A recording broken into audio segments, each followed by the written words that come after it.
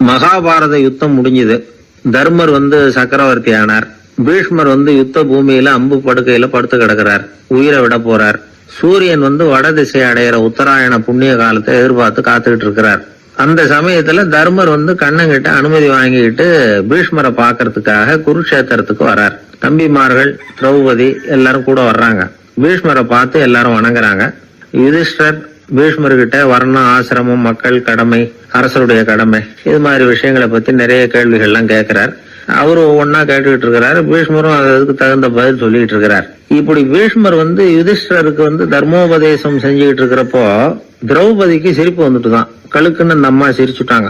அந்த சத்தத்தை கேட்ட பீஷ்மர் தர்மோபதேசத்தை பாதியில நிறுத்தினார். திரௌபதிய பார்த்தார். மகளே, ஏம்மா சிரிச்சேன்னு கேட்டார்.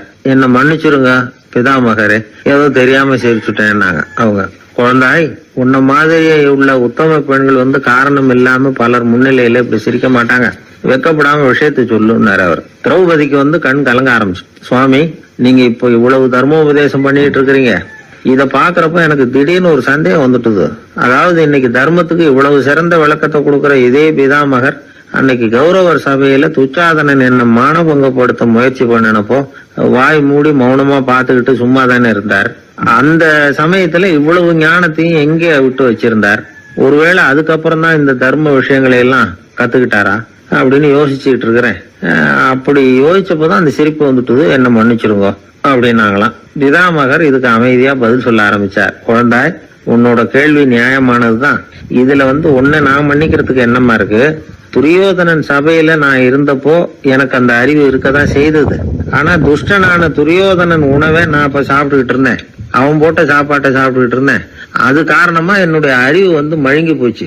நல்லது கெட்டதை பத்தி ஆலோசிக்க முடியாம போயிட்டுது. தீயவர்கள் போடுற சாப்பாட்டை சாப்பிட்டா சாப்பிடுறவனுடைய மனமும் உடம்பும் கெட்டு போடும் அப்படின்னு சாஸ்திரம் எல்லாம் சொல்லுது. ஆனா இப்போ போர்ல அர்ஜுனன் என் மேல எய்த அம்புகளால என் உடம்புல இருந்த ரத்தம் எல்லாம் வெளியேறி போச்சு. கெட்ட உணவை சாப்பிட்டதுனால உண்டான ரத்தம் பூராவும் இப்போ உடம்பு விட்டு வெளில போயிட்டுது. அதனால என் புத்தியும் தெளிஞ்சுட்டுது.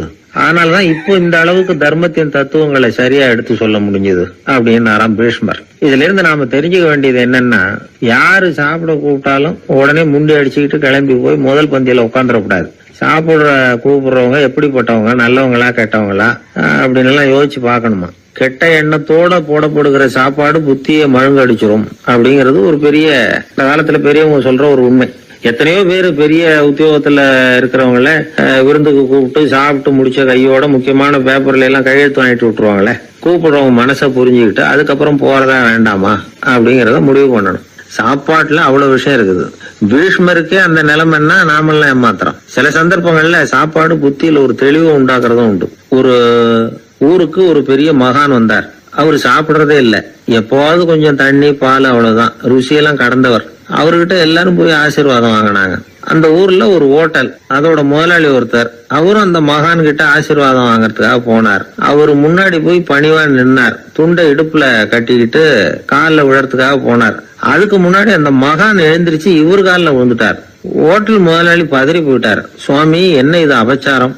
நீங்க தான் என்ன ஆசீர்வாதம் பண்ணணும்னார். அதுக்கு அந்த சாமியார் சொன்னார், அப்படி இல்லைங்க, நீங்க தான் என்ன ஆசீர்வாதம் பண்ணணும். ஏன்னா கொஞ்ச காலத்துக்கு முன்னாடி உங்க ஹோட்டல்ல தான் நான் அக்கௌண்ட் வச்சு சாப்பிட்டுக்கிட்டு இருந்தேன். இன்னைக்கு நான் ருசியெல்லாம் கடந்து வெறுத்து ஞானியா போறதுக்கு நீங்க தான் காரணம், உங்க சாப்பாடு தான் காரணம் அப்படின்னாரு. ஒரு திருடன் ஒரு வீட்டுல போய் திருடணும்னு திட்டம் போட்டான். இருட்டுனதும் போய் திருடணும். ஆனா ராத்திரி ஆனா வாசல் கதவை சாத்தி உள்பக்கம் தாழ்பால் போட்டுருவாங்களே. என்ன பண்றது, எப்படி வீட்டுக்குள்ள போறது? இவன் யோசனை பண்ண ஒரு முடிவுக்கு வந்தான். சரி, பகல் நேரத்திலேயே யாருக்கும் தெரியாம இந்த வீட்டுக்குள்ள நுழைஞ்சிருவோம். அங்க போய் எங்கேயாவது ஒளிஞ்சுக்குவோம். இருட்டுற வரைக்கும் பேசாம இருப்போம். ராத்திரி எல்லாரும் தூங்கினதுக்கு அப்புறம் நைஸா போய் பீரோவை திறந்து இருக்கிறது பூரா எடுத்துக்கிட்டு ஓடியாந்துடலாம் அப்படின்னு திட்டம் போட்டான். அதே மாதிரி ஒரு நாள் மத்தியானத்துக்கு மேல அந்த வீட்டுக்காரன் எங்கேயோ வெளியில புறப்பட்டு போனான். வீட்டுக்கார அம்மா அடுப்பங்கரையில என்னமோ சமைச்சுக்கிட்டு இருந்தாங்க. திருடன் பார்த்தான். இதுதான் சமயம்னு அந்த வீட்டுக்குள்ள மெதுவா நுழைஞ்சிட்டான். எங்க ஒளியலாம்னு பார்த்தா வலது பக்கம் ஒரு ரூம் இருந்தது. அங்க போனான். அங்க ஒரு படுக்கை அறை, அங்க ஒரு பெரிய கட்டில் இருந்தது. அதுக்கு அடியில போய் பதுங்கிட்டான். இருட்டுனது நம்ம வேலையை ஆரம்பிக்கலாம், அது வரைக்கும் பொறுமையா இருக்கணும் அப்படின்னு சொல்லி பேசாம வாயை மூடிட்டு கம்முன்னு இருக்கிறான். ரொம்ப நேரம் கழிச்சு வெளியில போயிருந்த வீட்டுக்காரன் திரும்பி வந்தான். சாப்பிட்டான். லைட்டை நிறுத்தி விட்டு படுத்துட்டான். அந்த அம்மாவும் வேலையெல்லாம் முடிச்சுட்டு வந்து படுத்துட்டாங்க. நடு ராத்திரி. விடி விளக்கு லேசா எரிஞ்சுகிட்டு இருக்கு. வீட்டுக்காரன் லேசா கண்ணை முழிச்சான். கட்லுக்கு நேரா எதிரில ஒரு கண்ணாடி. அதுல பாக்குறான், கட்லுக்கு கீழே ஒரு திருடன் ஒளிஞ்சு இருக்கிறது தெரிஞ்சு போச்சு. உடனே அவன் திருடன் சத்தம் போடல, யோசனை பண்ணான். மேஜையில இருக்கிற கத்தி எடுத்து கையில வச்சுக்குவோமா அப்படின்னு யோசனை பண்ணான். இந்த சந்தர்ப்பத்துல கத்திய உபயோகப்படுத்துறதை விட புத்திய உபயோகப்படுத்துறது தான் சாமர்த்தியம் அப்படின்னு நினைச்சான். உடனே அது பிரகாரம் செயல்பட ஆரம்பிச்சிட்டான். என்ன பண்ணான் தெரியுமா? எதையும் வெளியில காட்டிக்காம ரொம்ப சர்வசாதாரணமா தன்னுடைய மனைவி கிட்ட பேச ஆரம்பிச்சான். மனைவியும் புத்திசாலி, அதனால அவங்களுக்கு தெரியும். அவங்களும் வீட்டுக்காரர் கேட்ட கேள்விக்கு பொருத்தமா பதில் சொல்ல ஆரம்பிச்சாங்க. இவன் கேட்டான், இத பாரு, நமக்கு குழந்தை பிறந்தா அதுக்கு கிருஷ்ணமூர்த்தின்னு தான் பேர் வைக்கணும் அப்படின்னா. அதெல்லாம் முடியாது. ஆம்பளை பிள்ளையா இருந்தா ஏகாம்பரம், பொம்பளை பிள்ளையா இருந்தா பங்கஜவல்லி, இதுதான் அவங்க மாமனார் மாமியார் பேர், அதுதான் வைக்கணும் அப்படின்னாங்க அந்த அம்மா. அதெல்லாம் முடியாது, நான் முடிவு பண்ணிவிட்டேன் கிருஷ்ணமூர்த்தின்னு கத்தனா அவன். இல்ல ஏகாம்பரம் பங்கஜவல்லின்றது இந்த அம்மா. வாதம் முத்தி போச்சு. கிருஷ்ணமூர்த்தி கிருஷ்ணமூர்த்தி கிருஷ்ணமூர்த்தின்னா அவன். ஏகாம்பரம் பங்கஜவல்லின்னு இவங்க கத்துறாங்க. ஒரே சத்தமா போச்சு. இத கேட்டதும் பக்கத்து வீட்டுல இருந்தவங்க, எழுத்த வீட்டுல இருந்தவங்க எல்லாம் எழுந்திரிச்சு ஓடி வந்து இவங்க வீட்டு கதவை தட்ட ஆரம்பிச்சுட்டாங்க. தடன்னு இவன் சாவகாசமா எழுந்திரிச்சு போய் கதவை திறந்தான். என்னங்க இந்த ராத்திரி வேலையில எங்களை எல்லாம் ஏன் கூப்பிட்டீங்க, யாருக்கு என்ன ஆச்சு அப்படின்னு கேட்டாங்க. கேட்டது யாருன்னா பக்கத்து வீட்டு கிருஷ்ணமூர்த்தி, எழுத்த வீட்டு ஏகாம்பரம், பங்கஜவல்லி எல்லாரும். அடடே, உங்களை கூப்பிடலீங்க, குழந்தைக்கு பேர் வைக்கிறது சம்பந்தமா எங்களுக்குள்ள சண்டை வந்துட்டுது, அதுதான் விஷயம். வேணும்னா இதை கட்லுக்கு அடியில ஒளிஞ்சிட்டு இருக்கிறானே ஒருத்தன், அவனை கூட கேட்டு பாருங்க, அவன் தான் இதுக்கு சாட்சி அப்படிங்கிறான் அந்த ஆளு. உடனே எல்லாரும் விஷயத்த புரிஞ்சுக்கிட்டு திருடனை பிடிச்சி போலீஸ்ல ஒப்படைச்சிட்டாங்களாம். நெருக்கடியான நேரங்கள்ல பதறாம புத்திசாலித்தனமா செயல்படணுங்கிறத தெரிஞ்சுக்கிறதுக்காக இந்த கதை. புத்திசாலித்தனமா செயல்படுற ஒரு குடும்ப தலைவி இருக்காங்க. அவங்க என்ன செய்வாங்க தெரியுமா? எல்லாரும் ராத்திரியானா வீட்டை உள்பக்கமா பூட்டி தானே படுப்பாங்க. ஆனா அந்த அம்மா என்ன பண்ணுவாங்கன்னா, வீட்டை வெளிப்பக்கமா ஒரு பூட்டு விடுவாங்க. எழுத்த வீட்டுக்காரங்க கிட்ட சொல்லி தினமும் இப்படி பூட்டி விட சொல்றது பழக்கம். ஏங்க அப்படி செய்யறீங்க? திருடன் சுலபமா உள்ளே வந்துடக்கூடாதுங்கிறதுக்காகவா அப்படின்னு கேட்டாங்க. இல்லைங்க, சுலபமா வெளியில போயிடக்கூடாதுங்கிறதுக்காக அப்படின்னாங்க. என்னங்க சொல்றீங்க அப்படின்னு கேட்டாங்க. ஆமாங்க, இவருக்கு அந்த பழக்கம் உண்டு அப்படின்னு தன்னுடைய வீட்டுக்காரரை காட்டினாங்க. பக்கத்து வீடுகள் பத்திரமா இருக்கணுங்கிறதுக்காக தன்னுடைய வீட்டை பூட்டி வைக்கிறது ஒரு பெரிய விஷயம் தானே. பத்திரிகையில வர்ற செய்திகளை கூட நகைச்சுவையா சொல்றது உண்டு. அதாவது அதை நேரடியா சொன்னா வானொலியில அனுமதிக்க மாட்டாங்க சில விஷயங்களை. அது சின்னாருக்கு கௌரவ குறைச்சல், அது வேடிக்கை கலந்து நகைச்சுவோடு சொல்லும் பொழுது அதை அனுமதிச்சிருவாங்க. அப்ப அந்த விசாரணை கமிஷன் அது நிறைய நடந்துகிட்டு இருந்தது. டெல்லியில இருந்து அமலாக்க பிரிவு அதிகாரிகள்லாம் வராங்க போறாங்கன்னு பத்திரிகையில அமர்க்கலப்பட்ட இடம். அந்த நேரம் நான் ஒரு ரேடியோவில் ஒரு செய்தியை தயார் பண்றோம். அப்ப என்ன பண்ணேன்னா, இது மாதிரி அந்த பத்திரிகை செய்தியை வச்சுக்கிட்டே ஒரு செய்தி சொன்னோம், இன்னொரு தகவல் சொல்லி. அதனால ஒருத்தன் தமிழ்நாட்டுல ஒரு ஆள், அவன் திடீர்னு கோடீஸ்வரன் ஆயிட்டான். நேற்று வரைக்கும் சாதாரணமா இருந்தாள், இன்னைக்கு கோடீஸ்வரன் ஆயிட்டான். டெல்லியில இருந்து 2 அதிகாரிகள் வராங்க, எப்படி அவன் பணம் சேர்த்தான்னு கண்டுபிடிக்கிறதுக்கு. அவனை கூப்பிட்டு 2 அதிகாரிகளை, எப்படிடா பணம் சேர்த்த? நான் ஒன்னும் தப்பான வழியில பணம் சேர்க்கல சார், நான் பந்தயம் கட்டியே பணக்காரன் ஆயிட்டேன். பந்தயம் கட்டி எப்படிடா பணக்காரன் ஆக முடியும் அப்படின்னா, நீங்க நம்புங்க சார், நான் பந்தயம் கட்டி தான் பணக்காரன், தப்பான வழியில சேரல சார். பந்தயம் கட்டி எப்படிடா கோடீஸ்வரன் அப்படின்னா, நாங்க நம்ப முடியாதுன்னு இருக்கான் விசாரிக்க வந்தவன். அப்படின்னா உங்ககிட்டே ஒரு பந்தயம் கட்டட்டுமான் இருக்கான் விசாரிக்க வந்த வண்டிய. என்னடா பந்தயம் அப்படின்னா, ஒண்ணுமில்ல சார், இது என் கண்ணு, இது என் பல்லு, என் கண்ணை என் பல்லாலேயே கடிக்கிறேன், எவ்வளவு பந்தயம். விசாரிக்க வந்தா 100 ரூபாய் எடுத்து வச்சான், இதை ப்ரூவ் பண்றான்னு. அப்படியே கண்ணை எடுத்துட்டான். அது பளிங்கு கண்ணு, ஏற்கனவே ஒரு கண்ணு பளிங்கு கண்ணு வச்சுனா எடுத்து கடிச்சு விட்டான். இது விசாரிக்க வந்தாலும் 100 ரூபாய் விட்டுட்டு நிக்கிறான். எப்படி பணம் சேர்த்தான்னு வந்தவன். உடனே இன்னொருத்தன், இவன்ட்ட என்னடா பேச்சு கொடுக்காரா, நம்ம பணம் தான் அங்க போயிட்டு இருக்கு, உனக்கு விசாரிக்க தெரியல, போடா நான் விசாரிக்கிறேன்னு அடுத்த வந்தான். அது நீ ஒழுங்கா சொல்ற, எப்படிடா பணம் சேர்த்த சார், நீங்க கொஞ்சம் புத்திசாலியா தெரியுது அவரை விட, நீங்களாவது நம்புங்க சார், பந்தயம் கட்டி தான் பணம் சேர்த்தேன், நான் நம்ப முடியாது அப்படின்னா உங்ககிட்ட இன்னொரு பந்தயம் கட்டட்டுமா அப்படின்றான்.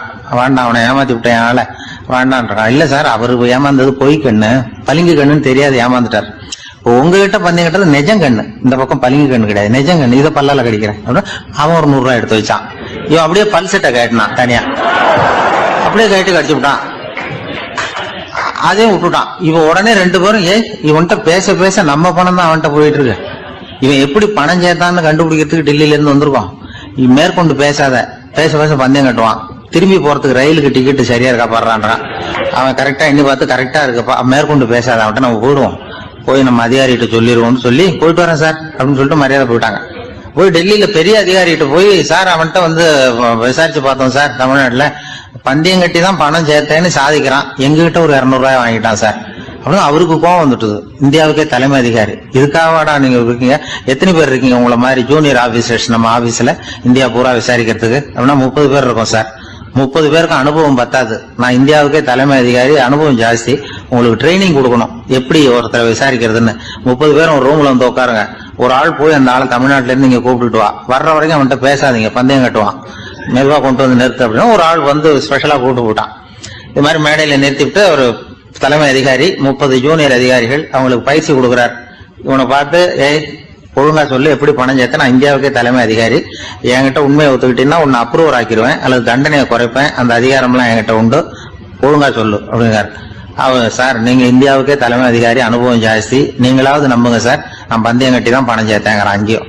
இங்கேயே வந்து இப்படி சாதிக்கிறேன், உன்னை நம்ப முடியாதுரா அப்படின்னா உங்ககிட்ட ஒரு பந்தயம் கட்டட்டுமா நானா அவர்கிட்ட போய், வானடா என் ஆளை ஏமாத்தி விட்டேன் அப்படின்னா, இல்ல சார் அவங்க ஏமாந்தது என் உடம்ப பத்தின ரகசியம், என் கண்ணு பளிங்கு கண்ணுன்னு தெரியாது, நான் பல் செட்டு கட்டியிருந்தது தெரியாது, ஏமாந்துட்டாங்க. இப்ப நான் உங்ககிட்ட கட்டுற பந்தயம் உங்க உடம்ப பத்தின ரகசியம். என் உடம்புல என்னடா ரகசியம், முதுகுல, உங்க முதுகுல 1 ரூபா அகலத்துக்கு கருப்பா ஒரு மச்சம் இருக்கு, உண்டா இல்லையானா, இல்லேன்னு தெரியும் அவருக்கு. இல்லடா நேத்து வரைக்கும் இல்ல சார், இப்ப இருக்குது மச்சம் அப்படின்னு உடனே 100 ரூபாய் எடுத்து வச்சார் அவர் தலைமை அதிகாரி. ஒரு 100 ரூபாய் வச்சு சட்டையை கட்டி காட்டுறாரு, மச்சம் இல்ல, இவன் தோத்துட்டான் இங்கிருந்து போனவன். உடனே 200 ரூபாய் எடுத்து வச்சுக்கிட்டு, தோழர்களே இப்படிதான் ஒருத்தரை விசாரிக்கணும், என்கிட்ட ஏமாந்துட்டான் பாருங்க, துருவி துருவி விசாரிக்கிறதுன்னு சொல்றாங்களே இதுதான் அப்படின்னு விளக்கம் கொடுத்தாரு. அப்போ இவன் மெதுவா ஆரம்பிச்சான, சார் இந்த பந்தயத்துல உங்களுக்கு 200 ரூபாய் லாபம், ஆனா இதே பந்தயத்துல எனக்கு 2900 ரூபாய் லாபம் சார் அப்படின்றான். என்னடா பண்ண அப்படின்னு கேட்டிருக்காரு. உங்களுக்கு தெரியாம இந்த 30 பேர்கிட்டையும் தனித்தனியா ஒரு பந்தயம் கட்டியிருக்கேன். 30 பேர்கிட்ட என்னடா பந்தயம் கட்டினேன், ஒண்ணும் இல்ல சார், உங்க எல்லாரும் முன்னாடியும் உங்க மேலதிகாரியை சட்டையை கேட்ட வைக்கிறேன், பந்தயம் கட்டினேன், போயிட்டு பூரா எனக்கு 2900 ரூபாய் லாபம். அவரு பார்த்தா அதிர்ச்சி ஆயிட்டாரு. தலைமை, சார் நீங்க போங்க சார் அப்படின்னு சொல்லி ஒரு ஆளை கொண்டு போய், சாரை கொண்டு போய் மரியாதையா பக்கத்து ரூம்ல விட்டாங்க.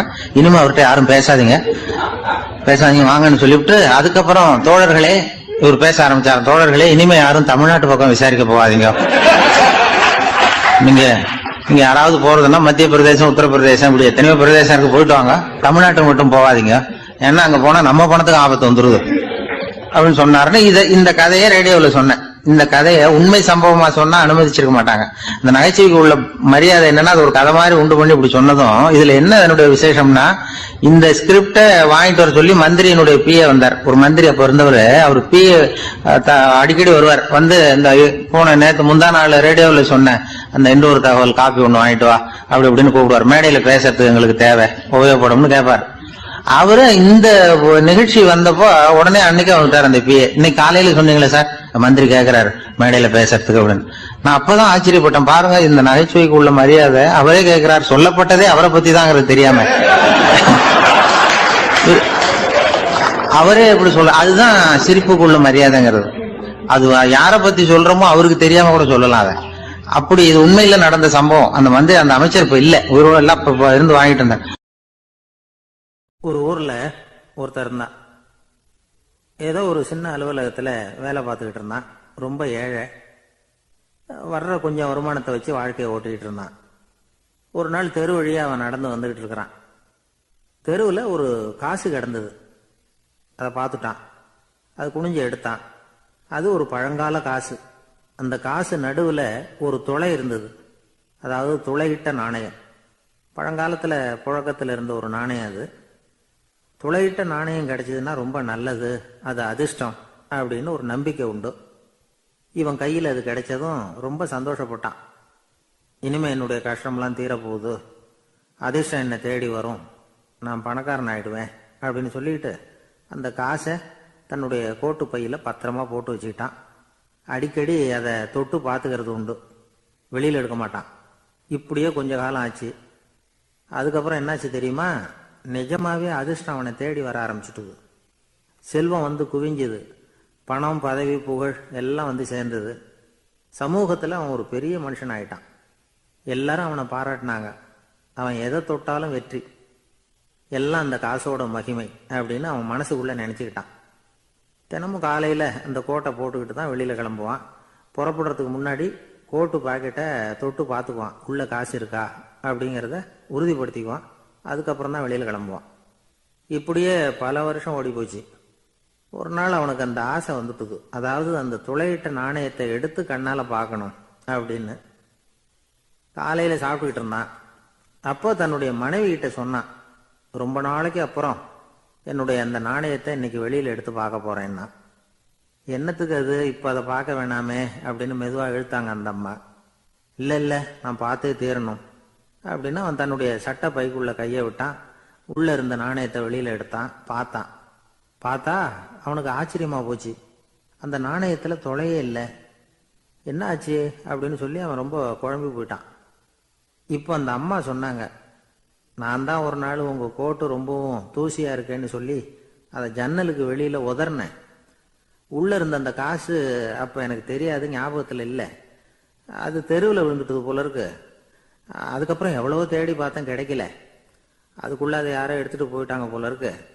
அது இல்லைங்கிறது உங்களுக்கு தெரிஞ்சால் வருத்தமாக இருக்குமேங்கிறதுக்காக நான் தான் வேற ஒரு நாணயத்தை எடுத்து சட்டை பைக்குள்ளே வச்சுட்டேன் அப்படின்னு விவரத்தை சொன்னாங்க அந்த அம்மா. இது எப்போ நடந்ததுன்னு கேட்டான். உங்களுக்கு அந்த காசு கிடைச்சதே அன்னைக்கு மறுநாளே இது நடந்து போச்சு அப்படின்னாங்களாம். இதை கொஞ்சம் யோசனை பண்ணி பாருங்க. அவனுக்கு அதிர்ஷ்டத்தை கொடுத்தது அந்த நாணயம் இல்லை, அவனுடைய நம்பிக்கை, அதாவது தன்னம்பிக்கை. அதுதான் வேலை செஞ்சிருக்கு.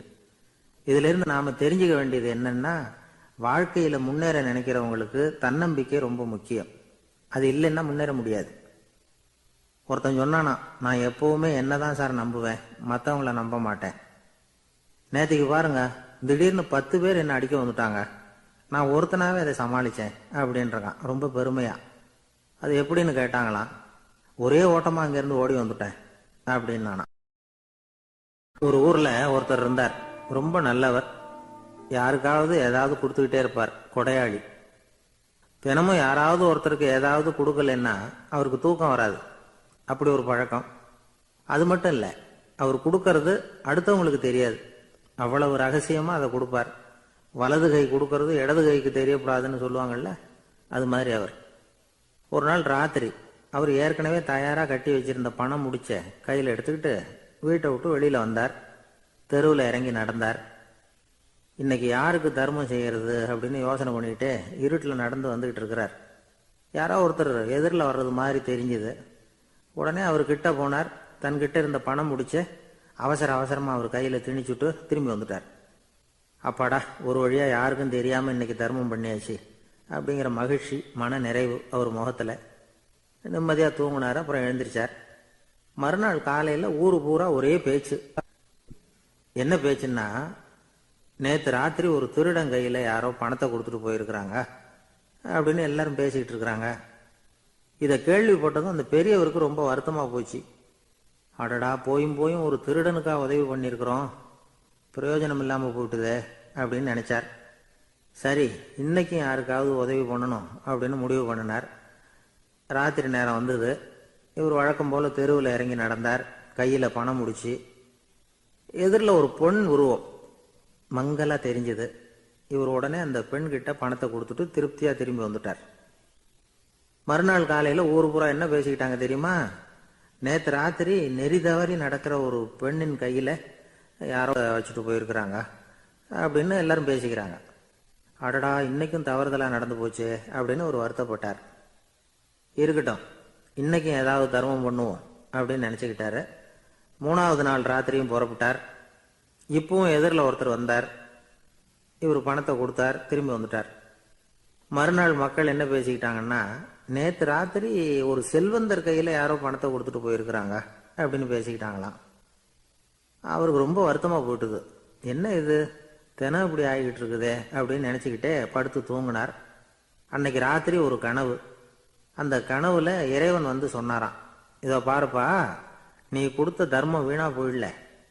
உன்கிட்ட பணம் வாங்கின அந்த திருடன் திருந்திட்டான், அந்த பொண்ணும் திருந்திட்டா, அந்த செல்வந்தனும் கொடையாளி ஆயிட்டான், எல்லாருக்கும் உதவி பண்ண ஆரம்பிச்சுட்டான் அப்படின்னு சொன்னாராம். இந்த கதையை சொன்னவர் யாருன்னா நபிகள் நாயகம். இதுல உள்ள கருத்து என்னன்னா, நல்ல மனசோட தர்மம் பண்ணுனா அது வீணா போறதில்லை. இன்னொரு கருத்து, தர்மம் வந்து தன்னை மட்டும் அல்ல அடுத்தவங்களையும் தீமையிலிருந்து காப்பாற்றும். இதுதான் நாம புரிஞ்சுக்க வேண்டியது. இந்த காலத்திலயும் இது மாதிரி சில சம்பவங்கள் நடக்கிறது உண்டு. ஒரு பெரியவர் இருட்டில் நடந்து வந்துகிட்டு இருந்தாரு. எதிரில் வந்த ஒருத்தன் வலுக்கட்டாயமா இவர் கையை பிடிச்சி ஒரு பண முடிப்பை கொடுத்து வச்சுக்க சொல்லிவிட்டு விலகி போயிட்டான். பெரியவருக்கு ஆச்சரியம், இந்த காலத்திலயும் இப்படி வலது கை கொடுக்கறது இடது கைக்கு தெரியக்கூடாதுன்னு நினைக்கிற கொடையாளிகள் உண்டு போல இருக்கு அப்படின்னு யோசனை பண்ணிக்கிட்டே நடந்தார். கொஞ்ச தூரம் போயிருப்பாரு. அதுக்குள்ள அதே ஆள் திரும்பி வந்தான். கொடுத்த பண முடிப்பை திருப்பி கொடுங்க அப்படின்னு கேட்டு வாங்கிட்டான். இவருக்கு ஒன்றும் புரியல. ஏன் இப்படி பண்றேன்னார். அது ஒன்றும் இல்லைங்க, கொஞ்ச நேரம் இதை உங்ககிட்ட கொடுத்து வச்சிருந்தேன் அவ்வளவுதான் அப்படின்னா. ஏன்னு கேட்டார்.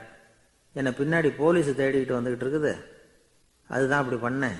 இப்போ போயிட்டு இனிமே ஒன்றும் பயம் இல்லை அப்படின்னு சொல்லிவிட்டு அவன் பாட்டுக்கு நடந்து போறான். ஜெருசலேம் அங்க உள்ள ஒரு தேவாலயம். அதுல உள்ள பலிபீடத்தின் முன்னாடி ஒரு பெட்டி உண்டு. அது காணிக்கை பெட்டி.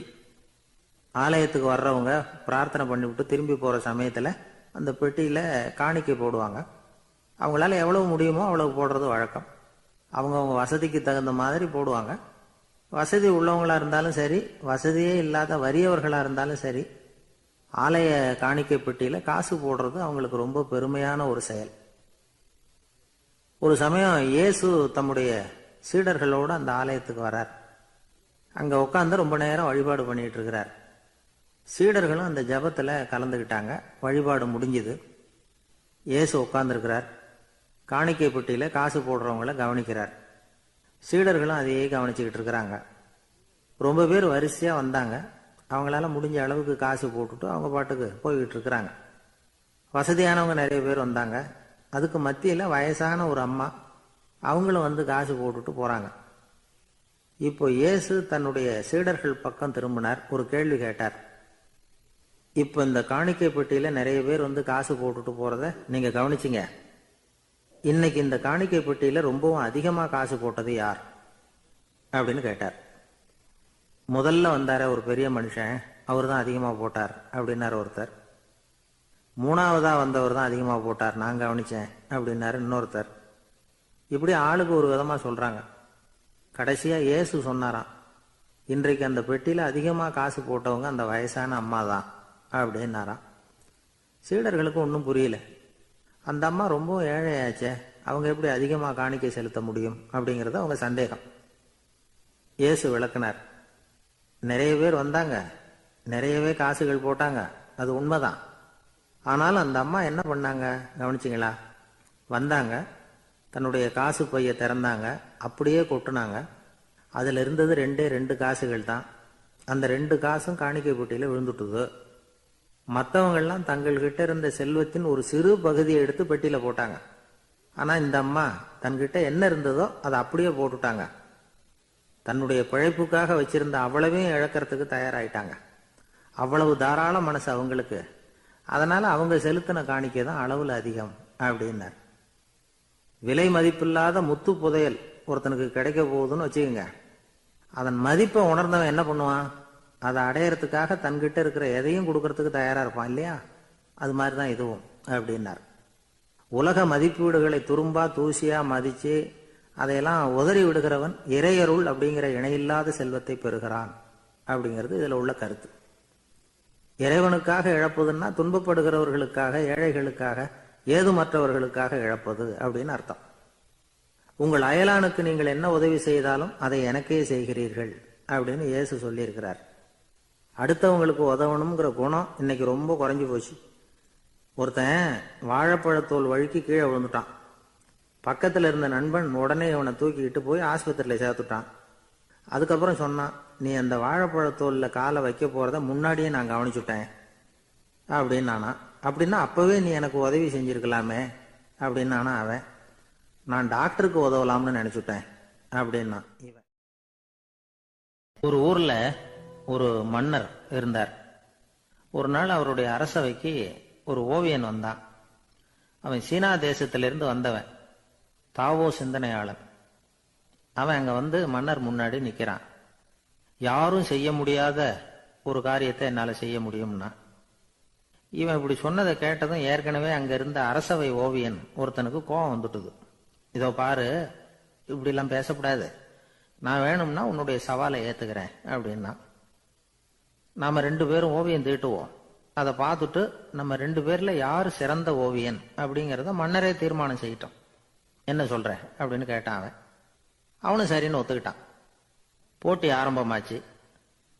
அரசர் அவங்களுக்கு 2 சுவர்களை ஒதுக்கி கொடுத்தார். 6 மாச காலம் அவகாசம் கொடுத்தார். 2 ஓவியர்களும் அவங்கவங்க வேலையை ஆரம்பிச்சாங்க. இரவு பகலா வேலை செய்ய ஆரம்பிச்சுட்டாங்க. 6 மாசம் முடிஞ்சது. அரசர் வந்து பார்த்தார். முதல்ல தன்னுடைய அரசவை ஓவியர் தீட்டி இருந்த ஓவியத்தை பார்த்தார். ரொம்ப பிரமாதமா இருந்தது. பாராட்டினார். இதோ பாரு, உன்னுடைய ஓவியம் அற்புதமா இருக்கு, உயிரோட்டம் உள்ளதா இருக்குது, கலையின் உச்சமே இதுதான், இதை விட சிறந்த ஒரு ஓவியத்தை வேற யாராலையும் படைக்க முடியாது அப்படின்னார். அதுக்கப்புறம் அந்த சீன ஓவியன் கிட்ட போனார். எங்க உன்னுடைய ஓவியம்னு கேட்டார். திரைச்சீலையை விலக்கி விட்டு பாருங்கன்னா. மன்னர் வந்து அந்த திரைச்சீலையை விளக்கினார்.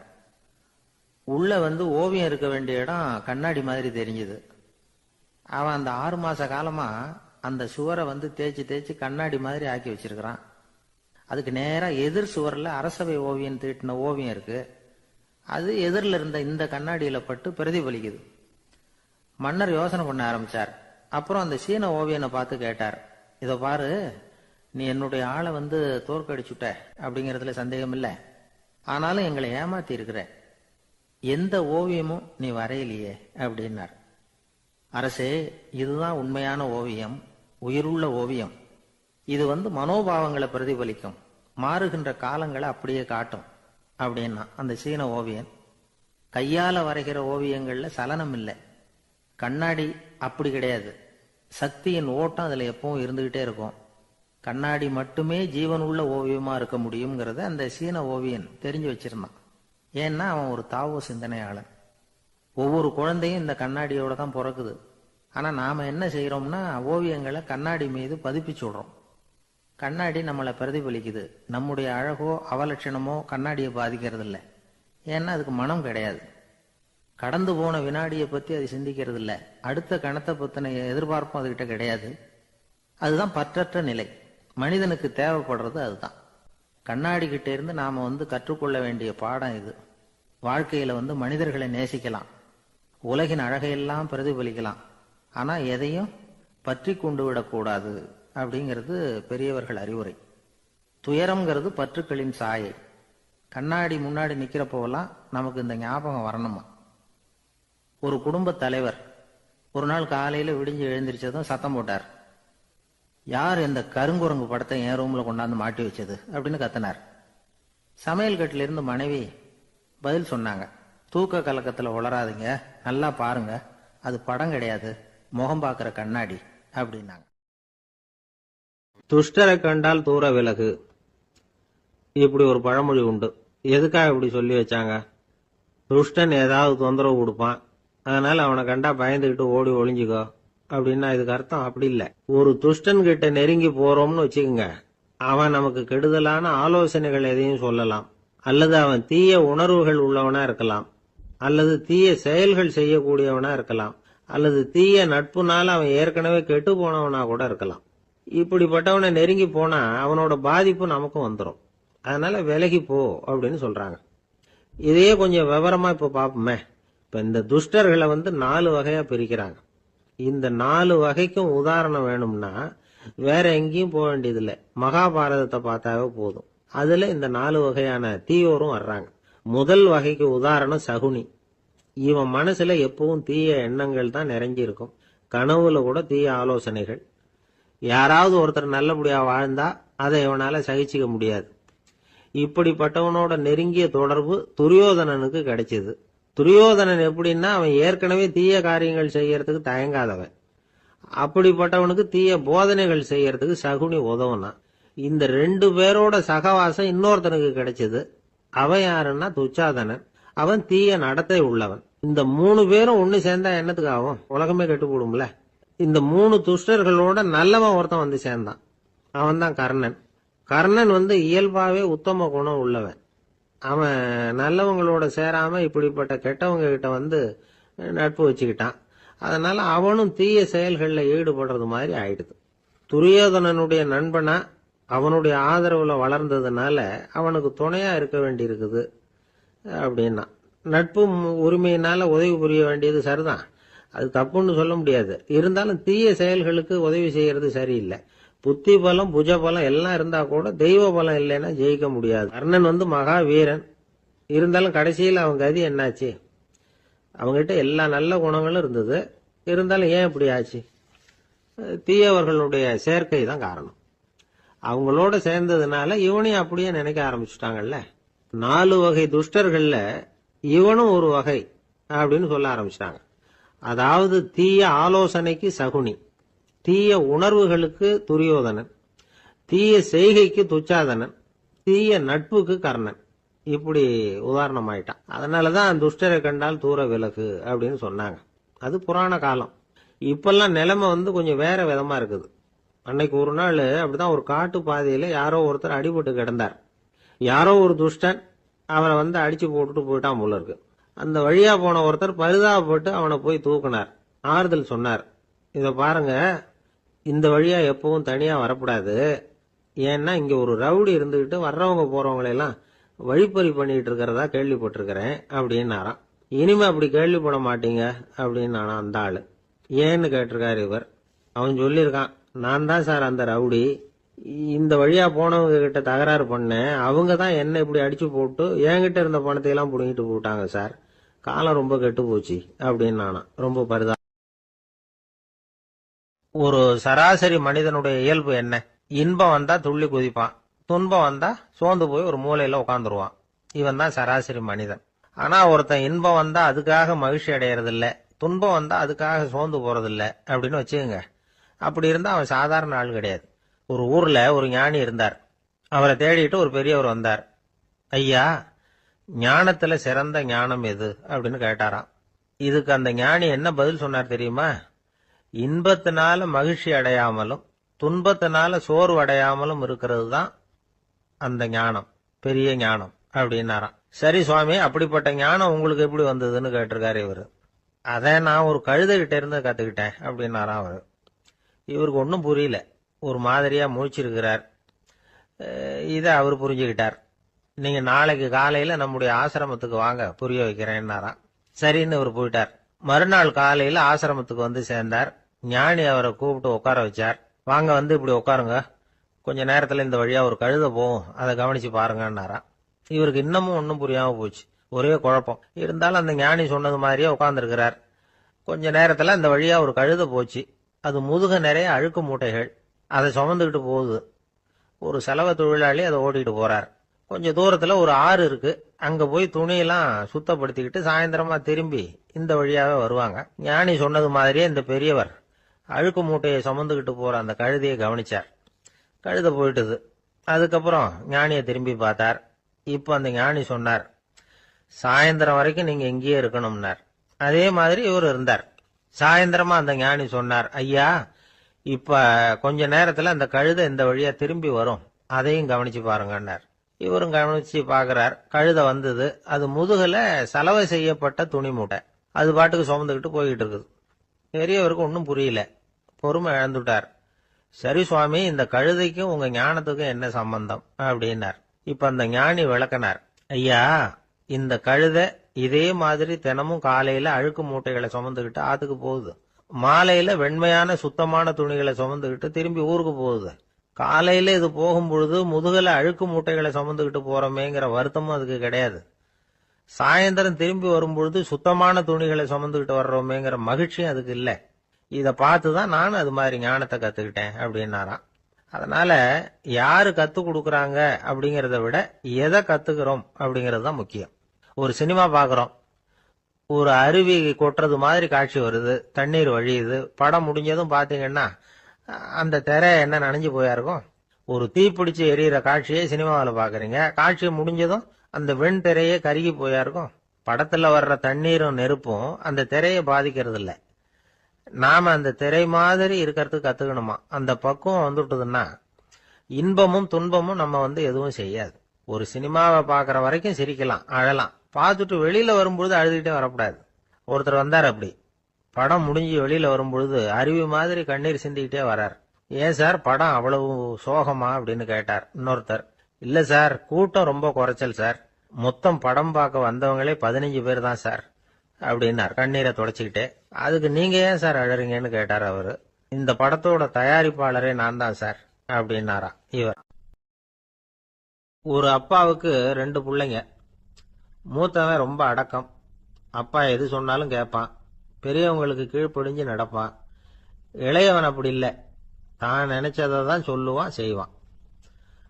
அடுத்தவங்க சொல்றதை கேட்க மாட்டான், அடங்கி நடக்க மாட்டான். இந்த 2 பேர்ல யாரை உங்களுக்கு பிடிக்கும்? பெரியவனை தான் பிடிக்கும். ஏன்னா அவன் தான் சொல்ற பேச்சை கேட்கிறவன் அப்படின்னு சொல்லுவீங்க. ஆனா ஒரு ஞானி என்ன சொல்றாரு தெரியுமா? ஒரு குழந்தை அதன் அறிவுக்காக மதிக்கப்பட வேண்டுமே தவிர அதனுடைய கீழ்ப்படியும் தன்மைக்காக அல்ல அப்படிங்கிறார். நம்ம குழந்தைகளை சுயமா சிந்திக்கிறதுக்கு நாம விடுறதில்லை. மற்றவங்களை பார்த்து காப்பி அடிக்கிறதுக்கு தான் நாம் அவங்களுக்கு கற்றுக் கொடுக்குறோம். புகழ்பெற்ற மனிதர்கள் சிலருடைய பேரை சொல்லி நீயும் அவர் மாதிரி ஆகணும், இவர் மாதிரி ஆகணும் அப்படின்னு சொல்லிகிட்டே இருக்கிறோம். குழந்தைகள் தங்களுடைய தனித்தன்மையை வளர்த்துக்கிறதுக்கு நாம் தடையாக இருக்கிறோம். ஒரு குழந்தைகிட்ட அனாவசியமாக நம்பிக்கையை வளர்த்துடக்கூடாது. எந்த கோட்பாட்டையும் திணிக்கக்கூடாது. நாம் ஏற்கனவே அர்த்தமில்லாத கருத்துக்களையும் கொள்கைகளையும் மனசில் போட்டு நிரப்பி வச்சிருக்கிறோம். இந்த உலகத்துக்கு புதுசா சேர்ந்திருக்கிற ஒரு குழந்தையின் தூய்மையான மனசுல நம்ம கருத்துக்களை அறிமுகம் செய்ய அல்லது திணிக்கிறதுக்கு நமக்கு எந்த அதிகாரமும் கிடையாது. ஒரு குழந்தைய நீ இந்த மதத்தை சேர்ந்தவன் அப்படின்னு பிறந்ததுமே ஒரு முத்திரை குத்தி விடுறோம். இது அதோட சுதந்திரத்தை ஆரம்பத்திலேயே கிள்ளி எறியறது மாதிரி தான். நீங்க ஒரு மதத்தின் வழிமுறைகளை கடைபிடிச்சிட்டு வர்றீங்க, அந்த வழியில போய்கிட்டு இருக்கிறீங்க, சரி, அதனால போறீங்க. அதுக்காக உங்க குழந்தையையும் அதே வழியில தான் வரணும் அப்படின்னு கட்டாயப்படுத்துறதுக்கு உங்களுக்கு என்ன உரிமை இருக்குது? அந்த குழந்தை சுயமா சிந்திச்சு ஒரு முடிவுக்கு வரட்டுமே, அதுக்கு நீங்க ஏன் தடையா இருக்கிறீங்க? நமக்கு உண்மையிலேயே நம்ம குழந்தை மேல அன்பு இருந்தா இது மாதிரி திணிப்பு வேலைகளை செய்யக்கூடாது. திணிப்பு வேலைகள்ல இருந்து குழந்தைகளை காப்பாத்தினா போதும். அதுதான் ரொம்ப முக்கியம். அடுத்த தலைமுறை அற்புதமான தலைமுறையா உருவாகும். நாம தான் சாதி மத சங்கடங்கள்ல மாட்டிக்கிட்டு தவிக்கிறோம். அவங்களாவது சாதி மத வேறுபாடு இல்லாத சமுதாயத்தை பார்க்கட்டுமே, அந்த சௌகரியங்களை அனுபவிக்கட்டுமே. அதுக்கு நாம என்ன செய்யணும்னா ஒன்றும் செய்யாம இருந்தா போதும். ஒரு குழந்தைகிட்ட நம்ம கருத்தை திணிக்கும் பொழுது என்ன ஆகுது தெரியுமா? அது அவனை அவங்கிட்ட இருந்தே அப்புறப்படுத்தி விடுது. அவனுடைய தனித்தன்மையை அழிச்சுடுது. அவனை ஒரு எல்லைக்குள்ள திணிச்சுடுது. இதெல்லாம் அன்புங்கிற பேரால பெற்றோர்கள் செய்யற தப்பு. இதெல்லாம் கேட்டுக்கிட்டு இந்த காலத்துல அப்பா ஒருத்தர் சொன்னார், நான் கருத்துக்களை எல்லாம் என் பையன்கிட்ட திணிக்கிறது இல்லைங்க, ஆனா அதிகமா சாப்பிட சொல்லி கட்டாயப்படுத்துவேன் அப்படின்னார். உங்க வீட்டு சமையல் அவ்வளவு நல்லா இருக்குமான்னு கேட்டாங்க. நல்லா இருந்தா நான் ஏன் அவனை சாப்பிட சொல்லி கட்டாயப்படுத்த போறேன் அப்படி. ஒரு நீதிமன்றம், அங்க ஒரு கொலை வழக்கு சம்பந்தமா விசாரணை நடந்துகிட்டு இருக்குது. அந்த வழக்கறிஞர் ரொம்ப தீவிரமா வாதாடிட்டு இருக்கிறார். தன்னுடைய கட்சிக்காரர் நிரபராதிங்கிறது அவருக்கு நல்லா தெரியும். அதனாலதான் அவர் சார்பா வாதாடுறதுக்கே ஒத்துக்கிட்டார். அப்படி அவர் மும்முரமா வாதாடிக்கிட்டு இருக்கிற சமயத்துல அவசரமா தந்தி ஒண்ணு சேர்ந்தது. அதை வாங்கி படிச்சு பார்த்தார். அதுக்கப்புறம் அதை மடிச்சு தன்னுடைய கோட்டு பையில வச்சுக்கிட்டு தொடர்ந்து வாதாட ஆரம்பிச்சிட்டார். பேசி முடிச்சாரு. அதுக்கப்புறம் அங்க கோர்ட்ல இருந்த சக வக்கீல்கள் அவர்கிட்ட வந்தாங்க. தந்தி ஒண்ணு வந்ததே, என்ன விஷயம் அப்படின்னு விசாரிச்சாங்களாம். அப்போ அவர் சொல்லியிருக்கிறார், ஊர்ல சிகிச்சைக்காக போயிருந்த என்னுடைய மனைவி இறந்து போனதா தந்தி வந்திருக்குது அப்படின்னாராம். மற்ற வக்கீல்களுக்கு அதிர்ச்சி. என்னங்க இது, மனைவி இறந்ததை விட கேஸ் முக்கியமா உங்களுக்கு அப்படின்னு கேட்டிருக்கிறாங்க. இறந்து போன என் மனைவி மறுபடியும் திரும்பி வர போறதில்ல, ஆனா என்னுடைய கட்சிக்காரர் ஒரு கொலை வழக்கில் மாட்டிக்கிட்டார், அவரோ நிரபராதி, அவர் உசுரை நான் காப்பாற்ற வேணாமா, இதுதான் என்னுடைய கடமை அப்படின்னாராம். இப்படி இவர் சொன்னது எல்லாரும் அப்படியே திகைச்சு போய் நின்னுட்டாங்களாம். சரி, கடமைக்கு முக்கியத்துவம் கொடுத்த அந்த வழக்கறிஞர் யார் தெரியுமா? அவர் தான் இரும்பு மனிதர் சர்தார் வல்லபாய் பட்டேல். குஜராத் மாநிலத்தில் 1875 அக்டோபர் 31 அன்றைக்கு ஜாவேரி பாய் அப்படிங்கிறவருக்கு 4வது பிள்ளையா அவர் பிறந்தாராம். இந்த ஜாவேரி பாய் யார் தெரியுமா? ஜான்சி ராணி லட்சுமிபாய் போர் படையில ஒரு வீரரா பணிபுரிஞ்சவர். இளம் வயசுல வல்லபாய் படேல் ரொம்ப சிரமப்பட்டு படிச்சிருக்கார். விடாமுயற்சி வெற்றியை கொடுத்தது. கல்லூரியிலையும் காலடி வச்சார். அதுக்கப்புறம் வக்கீல் பட்டத்தையும் வாங்கினார். பிரிட்டிஷ் ஆட்சி நடந்துகிட்டு இருந்த சமயம் குஜராத்தை சேர்ந்த பர்டோலி தாலுகாவில் விவசாயிகள் மேல அரசாங்கம் திடீர்னு நில வரிய வசதி விட்டுதான். ஏழை விவசாயிகள் ரொம்ப கஷ்டப்பட்டிருக்காங்க. அரசாங்கம் வரி செலுத்தாத விவசாயிகளின் நிலங்களை எல்லாம் ஜப்தி செஞ்சுதான். அரசாங்கத்தை எதிர்க்கிறவங்களை எல்லாம் கைது பண்ணி சிறையில அடைச்சுட்டாங்களாம். சில பேர் வீடு வாசல் ஆடு மாட்டையெல்லாம் வித்து கூட வரி கட்ட வேண்டிய நிலைமைக்கு ஆளாயிட்டாங்க. வழக்கறிஞர் வல்லபாய் படேல் நில வரியை உடனே ரத்து பண்ணணும் அப்படின்னு பம்பாய் கவர்னருக்கு ஒரு கடிதம் எழுதினார். எந்த பலனும் இல்லை. உடனே எல்லா விவசாயிகளையும் அணி திரட்டினார். அதுக்கு தானே தலைமை தாங்கினார். சத்தியாகிரகம் நடத்தினார். அந்த பகுதியில் எந்த வேலையும் நடக்கல. வேற வழி இல்லை. ஆட்சியாளர்கள் உடனே வரியை ரத்து பண்ணாங்க. சிறையில் இருந்தவங்களெல்லாம் வெளில விட்டாங்க.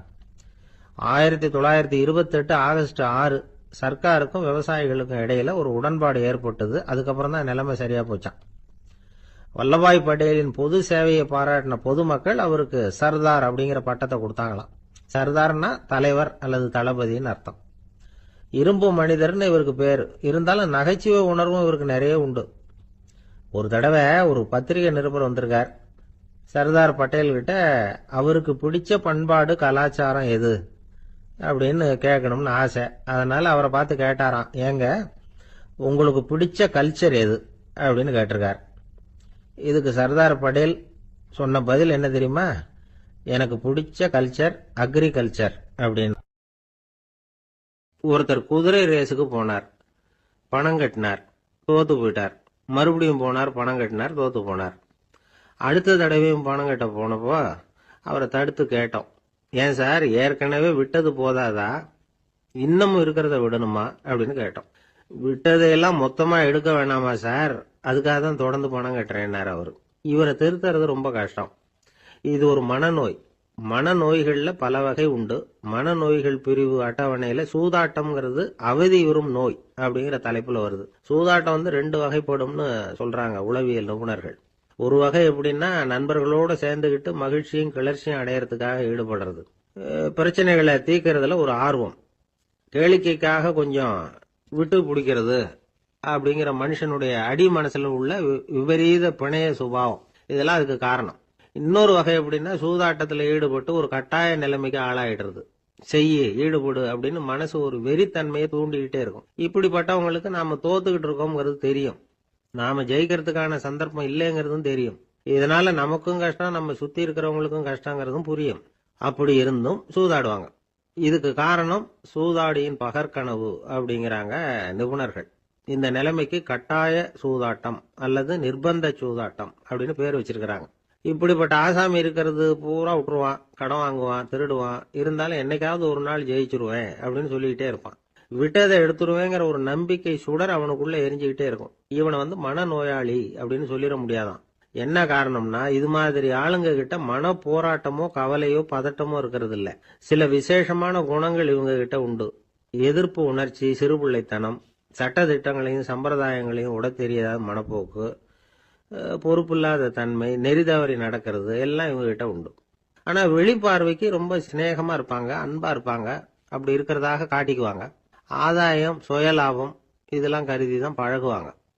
இவங்க கேட்கறப்ப நாம பணம் கொடுக்கலன்னு வச்சுக்கோங்க, நம்மளை கை விட்டுருவாங்க. நம்ம மேல அபாண்டமா பழி சுமத்துறது கூட தயங்க மாட்டாங்க. தங்களுடைய சூதாட்ட நடவடிக்கைகளுக்கு சாதகமான காரணங்களை சொல்லிட்டு இருப்பாங்க. நீ வேணும்னா பாரு, ஒரே நாள்ல நான் இழந்ததையெல்லாம் மீட்டு லட்சாதிபதி ஆறனா இல்லையா பாரு அப்படிம்பாங்க. தோத்து போறத ஒரு படிப்பினையா இவங்க எடுத்துக்கிறதே இல்லை. தோத்து போறதுலேயே இவங்களுக்கு ஒரு அலாதியான சுகம். தனக்குத்தானே துன்பத்தை வரவழைச்சுக்கிட்டு இன்பம் அடையறதுக்கு தன்வதை சுகம் அப்படின்னு பேர். இவங்கெல்லாம் அந்த ரகம். சில பேர் எப்படி தெரியுமா, மந்திர எண்ணங்களை வரவழைச்சிக்கிறது, சூதாடுறதுக்காக ஆபீஸ்ல கையாடல் பண்றது, அடுத்தவங்க கிட்ட இருந்து திருடுறது.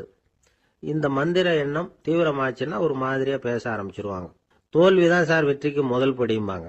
தன்னால பகடக்காய்களையும் குதிரை ஓட்டிகளையும், அதாவது இந்த ஜாக்கிகள், அதெல்லாம் கட்டுப்படுத்த முடியுங்கிற பித்து நிலைக்கு இவங்கெல்லாம் தள்ளப்பட்டுருவாங்க. சில சூதாடிகள் ஆராய்ச்சி பார்த்ததுல என்ன தெரிய வந்தது தெரியுமா, அவங்கெல்லாம் குழந்தை பருவத்துல அன்புக்காக ஏங்கினவங்களாம், புறக்கணிக்கப்பட்டவங்களாம், உதவிகளை பெற முடியாதவங்க, இப்படிலாம் இருந்திருக்கிறாங்க. இவங்க வளர வளர மற்றவங்க சௌகரியம் பற்றி அக்கறை இல்லாதவங்களா ஆயிடுறாங்க. அதிர்ஷ்ட தேவதை தன்னோட இருக்கிறாங்க அப்படிங்கிற அசையாத நம்பிக்கை இவங்களுக்கு. இவங்களை திருத்துறது ரொம்ப கஷ்டம். அதனால பந்தயம், சூதாட்டம் இது மாதிரியான விஷயங்களை விட்டு விலகியே இருக்கிறது தான் நமக்கு நல்லது. ஒரு ஆள் சொன்னான், என்னுடைய குதிரை வேகமா ஓடுறதுக்கு என்ன வழி அப்படின்னு கால்நடை மருத்துவர்கிட்ட யோசனை கேட்டேன். அவர் ஒரு பாட்டில் நிறைய மாத்திரைகளை கொடுத்து தினம் 2 மாத்திரை வீதமா கொடுக்க சொன்னார். முதல் நாள் 2 மாத்திரையை கொடுத்துட்டு அது மேலே ஏறி உட்கார்றதுக்கு போனேன். அவ்வளவுதான். அதுக்குள்ள அது அம்பு மாதிரி பாஞ்சு ஓடி போச்சு. நான் இன்னும் உட்காரவே இல்லை, அதுக்குள்ள பாஞ்சு ஓடி போச்சு அப்படின்னா. அடடா, அப்புறம் நீங்க என்ன பண்ணீங்க அப்படின்னு கேட்டாங்க. என்ன பண்றது, மீதி மாத்திரை பூராவே நான் முழுங்கி விட்டு அதுக்கப்புறம் துரத்தி பிடிச்சி அது மேலே ஏறி உட்கார்ந்தேன் அப்படின்னா அவன். ஒரு ஊர்ல ஒரு மன்னன் இருந்தான், கொடுங்கோல் மன்னன். நிறைய தொந்தரவு பண்ணிட்டு இருந்தான். அவன் ஒரு தடவை என்ன பண்ணான் தெரியுமா? ஒரு தப்பும் பண்ணாத ஒரு இளைஞனை பிடிச்சி ஜெயிலில் அடைச்சுட்டான்.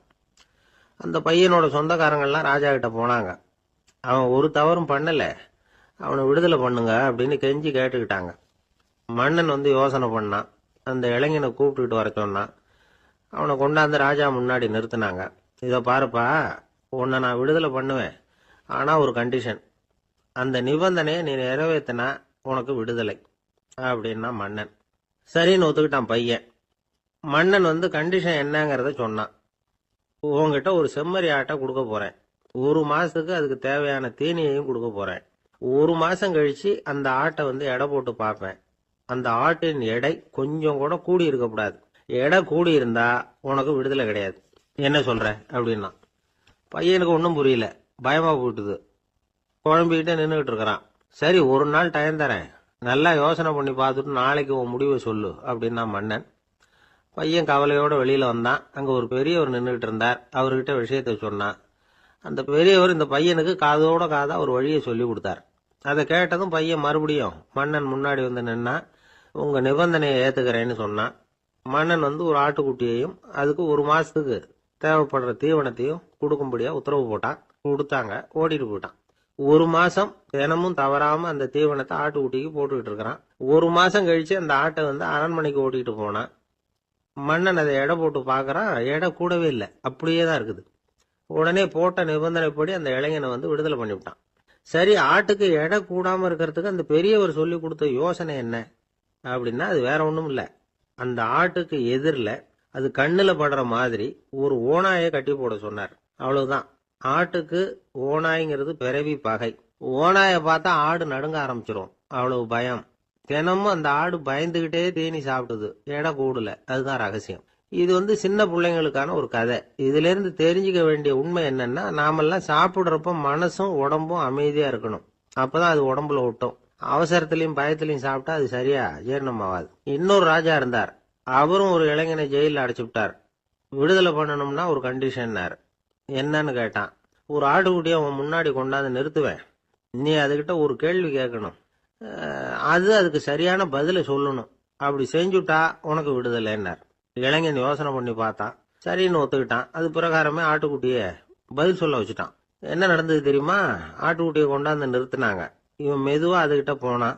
அது காதுகிட்ட போய் ஏப்ரலுக்கு அடுத்த மாசம் என்ன மாசம்னு கேட்டான். அது உடனே மேன்னு கத்திச்சு. இவன் விடுதலை ஆயிட்டு. இந்த உலகமே ஒரு நாடக மேடை, நாம எல்லாரும் நடிகர்கள். இது ஞானிகள் சொல்றது. இது ஒரு பக்கம் இருக்கட்டும். இந்த உலகத்துக்குள்ள எத்தனையோ நாடக மேடைகள், எத்தனையோ நடிகர்கள், எத்தனையோ நாடகங்கள். இதெல்லாம் எப்படி ஆரம்பமாச்சு? அதுதான் இன்னைக்கு தகவல். அதாவது ஆதி மனிதன் பேச ஆரம்பிக்கிறதுக்கு முன்னாடி சைகையாலேயே எல்லாத்தையும் சொல்லிட்டு இருந்தான். அதனால அப்பவே நடிப்பு ஆரம்பமாயிட்டுது. முதல்ல ஒரு வேட்டையத்தான் அவன் நடிச்சு காட்டியிருப்பான். இவன் எப்படி போனான், எதிரில் மிருகம் எப்படி வந்தது, அதோட எப்படி சண்டை போட்டான், எப்படி அடிச்சு கொண்டுகிட்டு வந்தான், இதை அப்படியே மற்றவங்களுக்கு நடிச்சு காட்டியிருப்பான். ஏன்னா மொழி கிடையாது. இந்த காலத்துல எல்லாம் நாடகங்களில் நடிக்கிறவங்கள நடிகர்கள்ங்கிறோம். ஒரு காலத்தில் இவங்களுக்கு என்ன பேர் தெரியுமா? திஸ்பியர்கள் அப்படின்னு பேராம். இதுக்கு காரணம் உண்டு. அதாவது 2000 வருஷத்துக்கு முன்னாடி கிரீஸ் நாட்டில் திசிபியஸ் அப்படின்னு ஒரு ஆள் இருந்தான். அவன் ஒரு பெரிய நாடக கலைஞன். அவன் சில இளைஞர்களை சேர்த்துக்கிட்டான், பயிற்சி கொடுத்தான், நாடக குழுவை உருவாக்கினான். நடிகர்களையும் நாடகத்துக்கு தேவையான பொருள்களையும் ஏற்றிக்கிட்டு போகிறதுக்கு ஒரு வண்டியையும் தயார் பண்ணான். அந்த வண்டியிலேயே அவன் கிரேக்க நாடு பூராவும் சுற்றினான். ஊர் ஊராக நாடகம் போட்டான். ஒரு ஊருக்கு போனதும் அங்கே நாடகம் நடத்த தியேட்டர் இருக்கா அப்படிங்கன்னெல்லாம் பார்க்கறது இல்லை அவன். ஏன்னா அப்போலாம் தியேட்டர்னா என்னென்ன தெரியாது. நாடகம்னா அது ஒரு மூடிய கொட்டைக்குள்ளே தான் நடத்தணுங்கிறது அப்போ யாருக்குமே தோணலை. இந்த வண்டி போகும், அதுவே ஒரு பகுதி, அப்படியே ஒரு மேடை மாதிரி விரிச்சிக்கும். அதில் ஏறி நின்றுக்கிட்டு நாடகத்தை நடித்து காட்டுவாங்களாம். மக்கள்லாம் எதிரில் தரையில் உட்காந்து அதை பார்த்துக்கிட்டு இருக்கிறது. உலகத்தின் முதல் நடமாடும் தியேட்டர் இதுதானா. இந்த திசைபிஎஸ் தான் முதலாக உலகத்தில் நாடகம்ங்கிற பொழுதுபோக்கை நடத்தி காட்டினவன் அப்படின்னு சொல்கிறாங்க. அவன் சொந்தமாக நாடகம் எழுதுனா, நடித்தான், நாடகத்தை இயக்கினான். அதனால தான் அவனை first man of the theatre அப்படின்னு சொல்லுவாங்க. அவன் தான் நாடக மேடையின் முன்னோடி. கிரேக்கர் காலத்திலேயே நாடக ஆசிரியர்கள், நடிகர்கள், ரசிகர்கள் இவங்கெல்லாம் உருவாயிட்டாங்களாம். நாடகத்தின் சரித்திரத்தில் இந்த 3 பிரிவும் ரொம்ப முக்கியம். அதாவது கிரேக்க தியேட்டர்கள்லாம் திறந்த வெளி மேடைகள் தான். பெரும்பாலும் மலைச்சரிவுகள், அதுவே படிப்படியாக பண்ணியிருப்பாங்க. கீழே அரைவட்ட வடிவில் மேடை, அதுக்கு ஆர்கெஸ்ட்ரான்னு பேர்.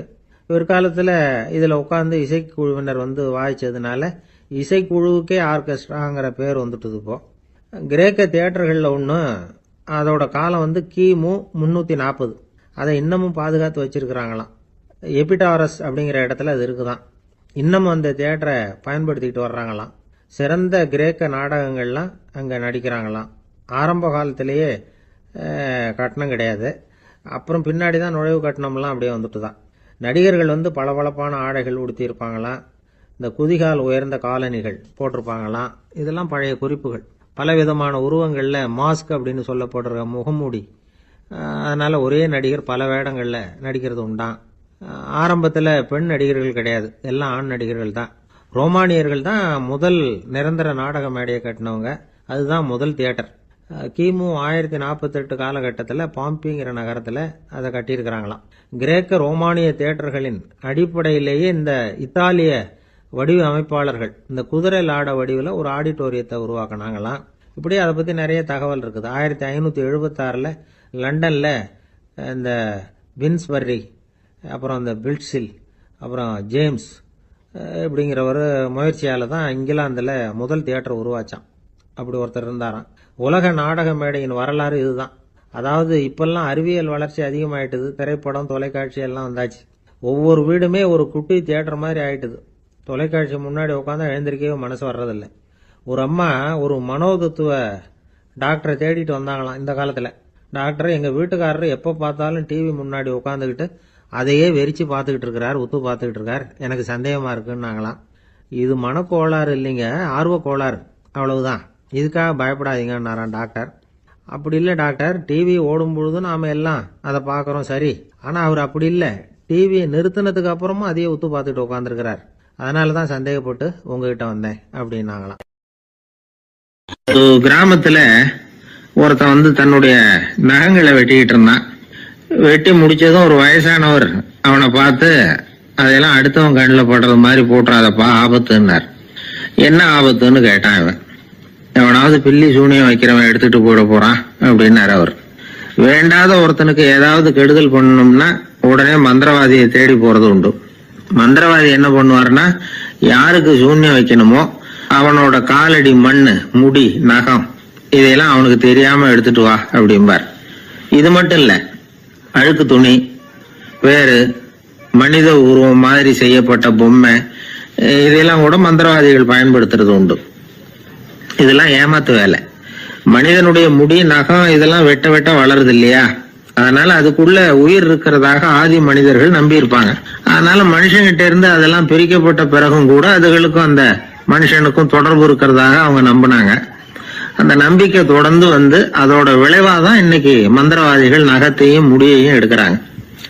அந்த நகத்துக்கும் முடிக்கும் ஒரு பாதிப்பு உண்டாக்குனா அது சம்பந்தப்பட்டவனுக்கு போய் சேரும் அப்படிங்கறது அவங்க நினைப்பு. அவ்வளவுதான் விஷயம். இது மாதிரி நம்பிக்கைகள் தான் இன்னைக்கு நகம், முடி இதையெல்லாம் மற்றவங்க கண்ணில் படும்படி போடக்கூடாது அப்படிங்கிற வழக்கத்தை உண்டாக்கி விட்டுது. ஒருத்தர் பேர் என்னன்னு கேட்டு தெரிஞ்சுட்டு போய் அந்த பேரை வச்சு அவனோட ராசி பலனை கணிச்சு அவனுக்கு ஏற்பட இருக்கிற கெட்ட நேரத்துல அவனுக்கு சூன்யம் வச்சா அது உடனே பலிக்கும் அப்படின்னு ஒரு நம்பிக்கை. அது மட்டும் இல்ல, சூன்ய தகட்டுல பேரை எழுதி புதைக்கிறதும் உண்டு. இதனாலதான் பெண்கள் கணவன் பேரை சொல்லாத பழக்கம் ஏற்பட்டுதான். அதாவது பேரை கேட்டுக்கிட்டு போய் ஏதாவது கெடுதல் பண்ணிவிட்டா என்ன பண்றது அப்படிங்கிற பயம். அப்படி ஆரம்பிச்ச பழக்கம்தான் இன்னைக்கு ஏதோ மரியாதைக்காக கணவன் பேரை வந்து பிறர் முன்னிலையில சொல்றதில்ல அப்படிங்கறது மாதிரி ஆயிட்டுது. மந்திரவாதிகள் நம்ம ஊர்ல மட்டும்தான் இருக்கிறாங்கன்னு நினைக்காதீங்க, உலகம் பூரா உண்டு. பிசி தீவில் வாழக்கூடிய மக்கள் என்ன செய்வாங்களாம் தெரியுமா? இது மாதிரி மாந்திரீகம், செய்வன, பில்லி, சூனியம் இதெல்லாம் தங்களை பாதிக்காம இருக்கிறதுக்காக வீட்டை சுத்தி அகழி வெட்டி அதுல தண்ணீரை வந்து நிரப்பி வச்சிருவாங்களாம். ஆஸ்திரேலியாவில் இருக்கக்கூடிய பழங்குடி மக்கள் கிட்ட ஒரு பழக்கம், ஏதாவது பழங்கள் சாப்பிட்டா அதோட விதைய தண்ணீர்லயோ அல்லது ஆத்துலயோ போட்டுருவாங்களாம். வெளியில போட்டுட்டா அதை எடுத்து செய்வினைக்கு பயன்படுத்திடுவாங்க அப்படிங்கிற பயம். இது மாதிரி உலகம் பூராவும் செய்வினையின் மூலம் அடுத்தவங்களுக்கு பாதிப்பை உண்டு பண்ண முடியும் அப்படிங்கிற நம்பிக்கை இருக்கத்தான் செய்யுது. பொதுவா எல்லா ஊர்லயுமே நகம், முடி, காலடி மண்ணு, மனித உருவ பொம்மை இததான் மந்திரவாதிகள் பயன்படுத்துறாங்களாம். இந்த பில்லி, சூனியம், செய்வினை இதுல இருக்கிற உண்மை என்ன தெரியுமா? நகமோ முடியோ எதையும் செய்யறது இல்ல, சம்பந்தப்பட்டவனுக்கு ஏற்படுற பயம் இருக்கு பாருங்க, அதுதான் பாதிக்கும். இது மனநிலையை பொறுத்த விஷயம், வேற விஞ்ஞான ரீதியான பாதிப்பு இதுல வந்து எதுவும் கிடையாது. நம்ம ஊர்ல ஏற்பட்ட பகுத்தறிவு சிந்தனைகள், மூட நம்பிக்கைகளை எவ்வளவோ குறைச்சிருக்குது. இருந்தாலும் ஏமாந்து போறவங்க இன்னும் இருந்துகிட்டு தான் இருக்கிறாங்க. இந்த காலத்துல சின்ன குழந்தைகளை கூட ஏமாத்துறது கஷ்டம். ஒரு குழந்தை கேட்டுதான், ஏன்பா பிரார்த்தனை பண்ணுனா நமக்கு எல்லாம் கிடைக்குமா அப்படின்னு தான். ஓ கிடைக்குமே அப்படின்னாராம் அப்பா. நீ வச்சிருக்கிறிய பேனா அது கூட கிடைக்குமா அப்படின்னு கேட்டுதான் குழந்தை. ஓ கிடைக்கும் அப்படின்னாராம். அப்படின்னா நீ வச்சிருக்கிற பேனாவை என்கிட்ட கொடுத்துரு, அதுக்கப்புறம் நீ பிரார்த்தனை பண்ணி வேற ஒரு பேனாவை வாங்கிக்கோ அப்படின்னு தான் அந்த சின்ன குழந்தை. ஒரு ராஜா இருந்தார். அவர் ஒரு பெரிய கோயில் கட்டினார். பல ஊர்கள்ல இருந்து சிற்பிகள்லாம் கொண்டுகிட்டு வந்தார். அழகழகா சிற்பங்களை செய்ய சொன்னார். ஊர்ல உள்ள ஜனங்களும் கோயில் கட்டுறதுக்கு அவங்களால முடிஞ்ச உதவியை செஞ்சாங்க. ராத்திரி பகலா வேலை நடக்குது. கோயில் கொஞ்சம் கொஞ்சமா வசந்துகிட்டே வந்துட்டுது. அந்த ஊர்ல ஒரு வயசான அம்மா இருந்தாங்க, ரொம்ப ஏழை. அவங்களுக்கு மனசுக்குள்ள ஒரு உறுத்தல், இந்த ஊர்ல எல்லாரும் இந்த கோவில் கட்டுறதுக்கு அவங்களால முடிஞ்ச உதவியை பண்ணிட்டு இருக்கிறாங்க, நம்மளால ஒன்றும் பண்ண முடியலையே அப்படின்னு நினைச்சு கவலைப்பட்டாங்க. அவங்களுக்கு வந்து மனசு கேட்கல, ஏதாவது செய்யணும் நம்மளால முடிஞ்சது அப்படின்னு யோசனை பண்ணாங்க. நல்ல வெயில் நேரத்துல சிற்பிகள்லாம் ரொம்ப சிரமப்பட்டு சிலை வடிச்சுக்கிட்டு இருக்கிறாங்கல்ல, அவங்களுக்கு அந்த நேரம் தாகம் எடுக்குமே, அதனால சிரமப்பட்டு ஒரு குடத்துல தண்ணி எடுத்துக்கிட்டு அதை இடுப்புல வச்சுக்கிட்டு மெதுவா கொண்டுகிட்டு அங்க போறது அப்படின்னு முடிவு பண்ணிட்டு அந்த அம்மா போச்சு. அங்க போய் வேலை செய்யறவங்களுக்கு தாகம் எடுக்கிற போலாம் ஒரு கோவலையில தண்ணியை எடுத்து கொடுத்துக்கிட்டு இருக்கிறது. இப்படியே பண்ண ஆரம்பிச்சுட்டு அந்த அம்மா. ஏதோ அந்த அம்மாவால முடிஞ்ச ஒரு சின்ன உதவி இது. இப்படி கொஞ்சம் கொஞ்சமா வேலை நடந்தது. கோபுரம் வசந்தது, எல்லா வேலையும் முடிஞ்சது. இனிமே கடைசியா கற்ப கிரகத்தின் மேல விமானம் அமைக்க வேண்டியதுதான் பாக்கி. அந்த வேலையும் ஆரம்பமாச்சு. அந்த சிற்பிகள்லயே அனுபவசாலியான ஒருத்தர் இந்த அம்மாவை தேடிட்டு வந்தார். பாட்டி, உங்ககிட்ட இருக்கிற ஏதாவது ஒரு பொருளை கொடுங்க, அந்த விமானத்துல வைக்கலாம் அப்படின்னு நாங்க நினைக்கிறோம் அப்படின்னார். இந்த அம்மாவுக்கு ஒன்றும் புரியல. ஏதாவது இருந்தாவில கொடுக்கலாம், எதுவும் இல்லையே, என்ன பண்றது யோசனை பண்ணாங்க. இத பாருப்பா, என்கிட்ட என்ன இருக்கு, இந்த வாசப்படியில கிடக்குது, இந்த கல்லு தான் இருக்குது, வேணும்னா இத எடுத்துட்டு போங்க அப்படின்னாங்க. உடனே அந்த கல்லை பேத்து எடுத்துட்டு போயிட்டாங்க அவங்க. அங்க போய் பார்த்தா என்ன ஆச்சரியம், அந்த விமானத்து உச்சியில கலசங்களை அமைக்கிறதுக்கான பிரம்ம எந்திரத்தை மூடுற கருங்கல் ஒண்ணு தேவையா இருந்தது. இவங்க எடுத்துட்டு போன கல்லு அதுக்கு ரொம்ப பொருத்தமா அமைஞ்சு போச்சு. ஏதோ அதுக்காகவே அளவெடுத்து செஞ்சது மாதிரி அமைஞ்சுட்டுது. அந்த கல்லையே அங்க அப்படியே பதிச்சுட்டாங்க. ஒரு வழியா கோவிலை கட்டி முடிச்சாங்க. அடுத்தது கும்பாபிஷேகம், அதுவும் ரொம்ப சிறப்பா கோலாகலமா நடந்து முடிஞ்சது. இவ்வளவையும் பார்த்த அந்த ராஜாவுக்கு மனசுக்குள்ள ரொம்ப பெருமையா இருந்தது. இவ்வளவு பெருசா இந்த கோவில் உருவாகிறதுக்கும் இவ்வளவு சிறப்பா இந்த விழா நடக்கிறதுக்கும் நாம தானே காரணம் அப்படின்னு மனசுக்குள்ள நினைச்சுக்கிட்டார். இப்படி நினைச்சுக்கிட்டே அன்னைக்கு ராத்திரி அரண்மனையில படுத்து தூங்கினார். உடனே ஒரு கனவு. ஆண்டவனே அந்த ராஜாவோட கனவுல வந்தார். ராஜா ஆண்டவனை வணங்கினார். இறைவா, உங்களுக்காக நான் கட்டி இருக்கிற கோவில் எப்படி இருக்குது, நல்லா இருக்குதா அப்படின்னு கேட்டார் ராஜா. அதுக்கு இறைவன் சொன்ன பதில் என்ன தெரியுமா? நீ கட்டின கோவில்ல அந்த கிழவியோட நிழல்ல நான் சுகமா இருக்கிறேன் அப்படின்னாராம். இப்படி சொல்லிவிட்டு கடவுள் மறைஞ்சிட்டார். கனவு கலைஞ்சது. ராஜா விசாரிச்சாரு, யார் அந்த கிழவி அப்படின்னு. எல்லாரும் விவரத்தை சொன்னாங்க. அப்பதான் ராஜா நினைச்சு பார்த்தார், இந்த கோவிலை நானே கட்டினதாக ரொம்ப பெருமைப்பட்டுக்கிட்டேன். ஆனா அந்த வயசான அம்மா வீட்டு வாசல்ல கிடந்த கல்லு அது இறைவனுக்கு சுகமான நிழல் கொடுக்கறதாக சொல்றாரு. அப்படிங்கறத எண்ணி பார்த்தார். நான்கிற எண்ணம் வந்து நழுவி போயிட்டுதான். கோபுரம் எவ்வளவு பெருசுங்கிறது முக்கியம் இல்ல, குணம் எவ்வளவு பெருசுங்கிறது தான் முக்கியம். அந்த வயசான அம்மா நம்ம நாட்டுல வாழறது தான் நமக்கு உண்மையான பெருமை அப்படின்னு நினைச்சாராம் ராஜா. இந்த காலத்திலயும் ஒரு ஊர்ல ஒரு கோவில் கட்டினாங்க. எல்லா ஜனங்களும் அவங்களால முடிஞ்சதை செஞ்சாங்க. நம்மால ஒருத்தன் அந்த திருப்பணி குழு தலைவரை போய் பார்த்தான். நான் ஏதாவது ஒத்துழைக்கணுமா ஐயா அப்படின்னு ரொம்ப பணிவா கேட்டான். திருப்பணி குழு தலைவர் சொன்னார், இத பாருப்பா, இந்த கோவில் கட்டி முடிக்கிற வரைக்கும் உன்னுடைய ஒத்துழைப்பு எதுவும் தேவையில்லை. கட்டி முடிச்சு கும்பாபிஷேகம் ஆனதுக்கு அப்புறம் தான் உன்னுடைய ஒத்துழைப்பு ரொம்ப அவசியம் அப்படின்னார். அதுக்கப்புறம் நான் என்ன செய்யணும் சொல்லுங்கன்னா, இவன் இந்த சாமி சிலைய நீ திருடிட்டு போகாம இருக்கணும், அவ்வளவுதான் அப்படின்னாராம் அவர். ஆங்கிலேய ஆட்சி இந்தியாவுல நடந்துகிட்டு இருந்த காலம். மூதறிஞர் ராஜாஜி சேலத்துல வழக்கறிஞரா தொழில் நடத்திட்டு இருக்கிறார். அவர் ஒரு சமயம் தன்கிட்ட வேலை செஞ்சுக்கிட்டு இருந்த பணியாளர் ஒருத்தரை கூப்பிட்டார். இத பாருப்பா, இந்த அஞ்சல் தலைய இந்த தபால் கவர்ல ஒட்டிட்டு வா அப்படின்னு சொன்னாராம். அந்த ஆள் உடனே அந்த கவரையும் ஸ்டாம்பையும் வாங்கிட்டு போனார். பசை தடவி ஸ்டாம்பை கவர்ல ஒட்டினார். திருப்பி கொண்டுகிட்டு வந்து ராஜாஜி கிட்ட கொடுத்தார்.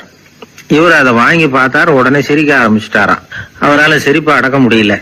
அந்த பணியாளரை பார்த்து, ஏன்பா, நாங்க எல்லாரும் எவ்வளவோ பாடுபட்டு முயற்சி பண்ணி போராடிட்டு வர்றோம், ஆனா எங்களால முடியல, எங்களால முடியாத அந்த காரியத்தை நீ ஒரு நிமிஷத்துல செஞ்சுட்டியே அப்படின்னு சொல்லிவிட்டு மறுபடியும் சிரிச்சாராம். பணியாளருக்கு உடனடியா ஒன்றும் புரியல, என்னன்னு பார்த்தார். அப்புறம் ராஜாஜி சொன்னாராம், ஆமாப்பா, நீ ஒரு நிமிஷத்துல பிரிட்டிஷ் மன்னரை வந்து கவுத்துட்டியே அப்படின்னாராம். அப்புறம் தான் விவரம் புரிஞ்சிருக்குது. அந்த பணியாளர் மன்னர் உருவம் இருந்த அந்த தபால் தலைய அந்த கவர்ல தலைகீழா ஒட்டி வச்சிருக்கிறார். அதை பார்த்துட்டு தான் ராஜாஜி அப்படி சொன்னாராம். இந்த நகைச்சுவை உணர்வு அவருக்கு இயல்பாவே இருந்தது. சேலத்துல வெங்கட சுப்பையர் அப்படின்னு சொல்லி ஒரு பிரபலமான வக்கீல், அவரும் ராஜாஜியும் ஒரு ஊர்ல பொதுக்கூட்டத்தை முடிச்சுக்கிட்டு திரும்பி ரயில்ல சென்னைக்கு வந்துகிட்டு இருக்கிறாங்க. ராத்திரி நேரம். வெங்கட சுப்பையர் ஜன்னல் ஓரமா உட்காந்து பயணம் பண்ணிட்டு இருக்கிறார். திடீர்னு ஒரு இடத்துல அவரோட கை கடிகாரம் நழுவி ஜன்னல் வழியா வெளியில வந்துட்டுதான். அவர் உயிருக்கு உயிரா பாதுகாத்து வச்சிருந்த வாட்ச் அது. ஏன் தெரியுமா? அவர் வக்கீல் ஆகிறதுக்கு முன்னாடி சென்னை கிறித்துவ கல்லூரியில பணியாற்றிக்கிட்டு இருந்தார். பணி முடிஞ்சு விலகிறப்போ அவர்கிட்ட படிச்ச மாணவர்கள்லாம் அன்புக்கு அடையாளமா ரொம்ப பிரியமா கொடுத்த கை கடிகாரம் அது. அப்பேற்பட்ட அன்பு பரிசை திடீர்னு இழந்து விடுறதுக்கு யாருக்குதான் மனசு வரும்? ஐயோ, வாட்சி வெளியில விழுந்துட்டுதே அப்படின்னு பதட்டத்தோட சத்தம் போட ஆரம்பிச்சாராம். ராஜாஜி பக்கத்துலதான் உட்கார்ந்து இருக்கிறார். இருந்தாலும் இதை கேட்டுட்டு பதட்டப்படல, பதில் எதுவும் சொல்லல. அவர் பாட்டுக்கு என்னத்தையோ 1, 2, 3ன்னு எண்ணிட்டே வந்தாராம். வெங்கட சுப்பையர் ரொம்ப வேதனைப்பட்டிருக்கார். என்னங்க இது, என்னோட அருமையான கை கடிகாரம் நழுவி வெளியில விழுந்துட்டுது, அதுக்காக நான் தவிச்சுக்கிட்டு இருக்கிறேன். நீங்க என்னன்னா இதை கொஞ்சம் கூட காதுல வாங்கிக்காம குழந்தை மாதிரி என்னத்தையும் எண்ணிக்கிட்டே வர்றீங்களே அப்படின்னாராம். அப்பவும் ராஜாஜி ஒன்னும் பதில் பேசல. அவர் பாட்டுக்கு விடாம எண்ணிக்கிட்டே வந்தார். அடுத்த ஸ்டேஷன்ல வண்டி நின்னுது. ராஜாஜி ஸ்டேஷன் மாஸ்டரை கூப்பிட்டார். அவர் வந்ததும் அவர்கிட்ட சொன்னாராம், சார், எங்களுக்கு ஒரு உதவி செய்யணும். நாங்க வர்ற வழியில என் நண்பரோட வாட்ச் வெளியில விழுந்துட்டுது. அது விழுந்த இடத்துல இருந்து தந்தி கம்பங்களை விடாம எண்ணிக்கிட்டே வந்திருக்கிறேன். இவ்வளவு கம்பங்களுக்கு அப்பால அது கிடக்கும். தயவு பண்ணி யாரையாவது அனுப்பி அதை தேட ஏற்பாடு பண்ணுங்க. அது கிடைச்சுட்டுதுன்னா எங்களால முடிஞ்ச அன்பளிப்பு தர்றோம். அது மட்டும் இல்ல, எங்களுக்கு ஒரு லெட்டர் போடுங்க, கிடைச்சுட்டுதுங்கிற விவரத்தை நாங்க வந்து வாங்கிக்கிறோம் அப்படின்னு எல்லாம் சொன்னாங்களாம். அப்படின்னு சொல்லி முகவரியெல்லாம் கொடுத்துட்டு வந்துட்டாங்க அவங்க. கொஞ்ச நாள்ல அந்த கடிகாரமும் வந்து சேர்ந்துட்டுதான். இது எதுக்கு சொல்றாங்கன்னா, பதற்றம் அடையக்கூடாது அப்படிங்கிறது ரொம்ப முக்கியம். பதற்றம் அடையக்கூடிய நேரத்துல கூட அறிவை சிதற விடாம செயல்படுத்துற சாமர்த்தியம் எல்லாருக்கும் சுலபமா வந்துடாது. அவரோட நகைச்சுவை உணர்வுக்கு இன்னொரு உதாரணம். ஒரு தடவை அவரை பாக்குறதுக்கு ஒரு நண்பர் வந்தாராம். என்னப்பா பண்ணிட்டு இருக்கிற அப்படின்னு விசாரிச்சிருக்காரு ராஜாஜி. இப்ப நான் நிறைய கதை கட்டுரை எல்லாம் எழுதுறேன் சார், புத்தகம் போடுறேன் அப்படின்னாராம் வந்தவர். அப்படின்னா சாப்பாட்டுக்கு என்ன பண்ற அப்படின்னு கேட்டாராம் ராஜாஜி. இங்க எழுத்த நம்பி யாரும் காலம் தள்ள முடியாதுங்கிறத அவ்வளவு தெளிவா அவர் புரிஞ்சு வச்சிருக்கிறார். ஒரு அரசனும் அமைச்சரும் ஒரு நாள் ரொம்ப சாவகாசமா பேசிக்கிட்டு இருந்தாங்களாம். அரசன் அமைச்சரை பார்த்து ஒரு கேள்வி கேட்டிருக்கார். ஏங்க அமைச்சரே, ஆசை இல்லாத ஒரு மனுஷனால இருக்க முடியுமா அப்படின்னு. ஏன் முடியாது, துறவி அப்படிங்கிறவங்க எல்லாம் அப்படிப்பட்டவங்க தானே அப்படின்னாராம் அமைச்சர். அவங்க எல்லாம் உண்மையிலேயே ஆசையை விட்டவங்க தானே அப்படின்னு கேட்டாரா ராஜா. அப்படிதான் இருக்கணும் அப்படின்னாராம் அமைச்சர். அப்படின்னா ஆசையே இல்லாத ஒரு உண்மையான துறவியை நான் பார்க்கணுமேன்னார். அது என்ன பிரமாதம், அதுக்கு நான் ஏற்பாடு பண்றேன் அப்படின்ட்டார் இவர். சொல்லிவிட்டு உடனே புறப்பட்டு போனார். அங்க இங்க தேடினார். அப்புறம் தான் அவருக்கு புரிஞ்சுது உண்மை துறவியை கண்டுபிடிக்கிறது எவ்வளவு கஷ்டமான காரியம்னு. இருந்தாலும் ராஜா கிட்ட சொல்லியாச்சே உண்மை துறவியை காட்டுறேன்னு. இப்ப என்ன பண்றது? ராஜா கிட்ட சொன்னபடி நடக்கலைன்னா அவருக்கு கோபம் வந்துடும். அமைச்சர் ஒரு யோசனை பண்ணார். அவருக்கு ஒரு வழி தெரிஞ்சுது. அதுதான் சரின்னு முடிவு பண்ணார். அதாவது அந்த ஊர்ல அவருக்கு தெரிஞ்ச நாடக நடிகர் ஒருத்தர் இருக்கிறார், நல்லா நடிப்பார். அவரை போய் பார்த்தார். இதை பாருப்பா, எனக்காக நீ ஒரு காரியம் செய்யணும்னார். என்னன்னு கேட்டார் அவரு. நீ ஒரு துறவி மாதிரி கொஞ்ச நேரத்துக்கு நடிக்கணும். ராஜா உன்னை பார்த்துட்டு போற வரைக்கும் நடி, அது போதும். அதுக்காக உனக்கு 10,000 ரூபாய் தரேன் அப்படின்னார். அவர் எந்த காலத்துல இவ்வளவு பணத்தை மொத்தமா பார்த்திருக்கார். அதனால உடனே சரின்னு ஒத்துக்கிட்டார். அமைச்சர் அரண்மனைக்கு திரும்பி வந்தார். என்ன அமைச்சரே, இன்னுமா ஒரு உண்மையான துறவி கிடைக்கலன்னார். உண்மையான துறவி ஒருத்தரை இப்பதான் கொஞ்ச நேரத்துக்கு முன்னாடி பார்த்து பேசிவிட்டு வர்றேன். அவர் நம்ம ஊருக்கு வெளியில குளத்தங்கரையில உள்ள ஒரு ஆலமரத்துக்கு அடியில் உட்கார்ந்துருக்கிறார் அப்படின்னார் இவர். அப்படின்னா உடனே புறப்படுங்க அப்படின்னார் ராஜா. பரிவாரங்களோட புறப்பட்டார். அங்க அந்த மரத்தடியில அந்த ஆளு வேஷம் போட்டுக்கிட்டு துறவி மாதிரி உட்காந்துருக்கிறான். ராஜா நேரா போனார். அந்த துறவி காலில் ஒத்துன்னு விழுந்து வணங்கினார். உடனே ராணியும் அவர் காலில் விழுந்தாங்க. அடுத்தபடியா அமைச்சர் வந்தார். அவருக்கு தெரியும் இது நம்ம ஆளுதான்னு. இருந்தாலும் என்ன பண்றது, நேரம். அப்புறம் பரிவாரங்கள்லாம் துறவி காலில் விழுந்து ஆசீர்வாதம் வாங்கிட்டாங்க. ராஜா அப்புறமா தங்கத்தட்டுல பொண்ணையும் பொருளையும் வச்சு அந்த துறவி கிட்ட ரொம்ப பணிவா நீட்டுறார். தாங்கள் தயவு பண்ணி இதை ஏத்துக்கணும் அப்படின்னு வேண்டிக்கிட்டார். அந்த துறவி பற்று இல்லாம அதை பார்த்தார். எல்லாத்தையும் திறந்துட்ட எனக்கு இதெல்லாம் எதுக்காக அப்படின்னு சொல்லி அதை மறுத்துட்டாராம். ஆஹா, உண்மையான துறவியை பார்த்துட்டோம் அப்படிங்கிற ஆனந்தம் அரசருக்கு.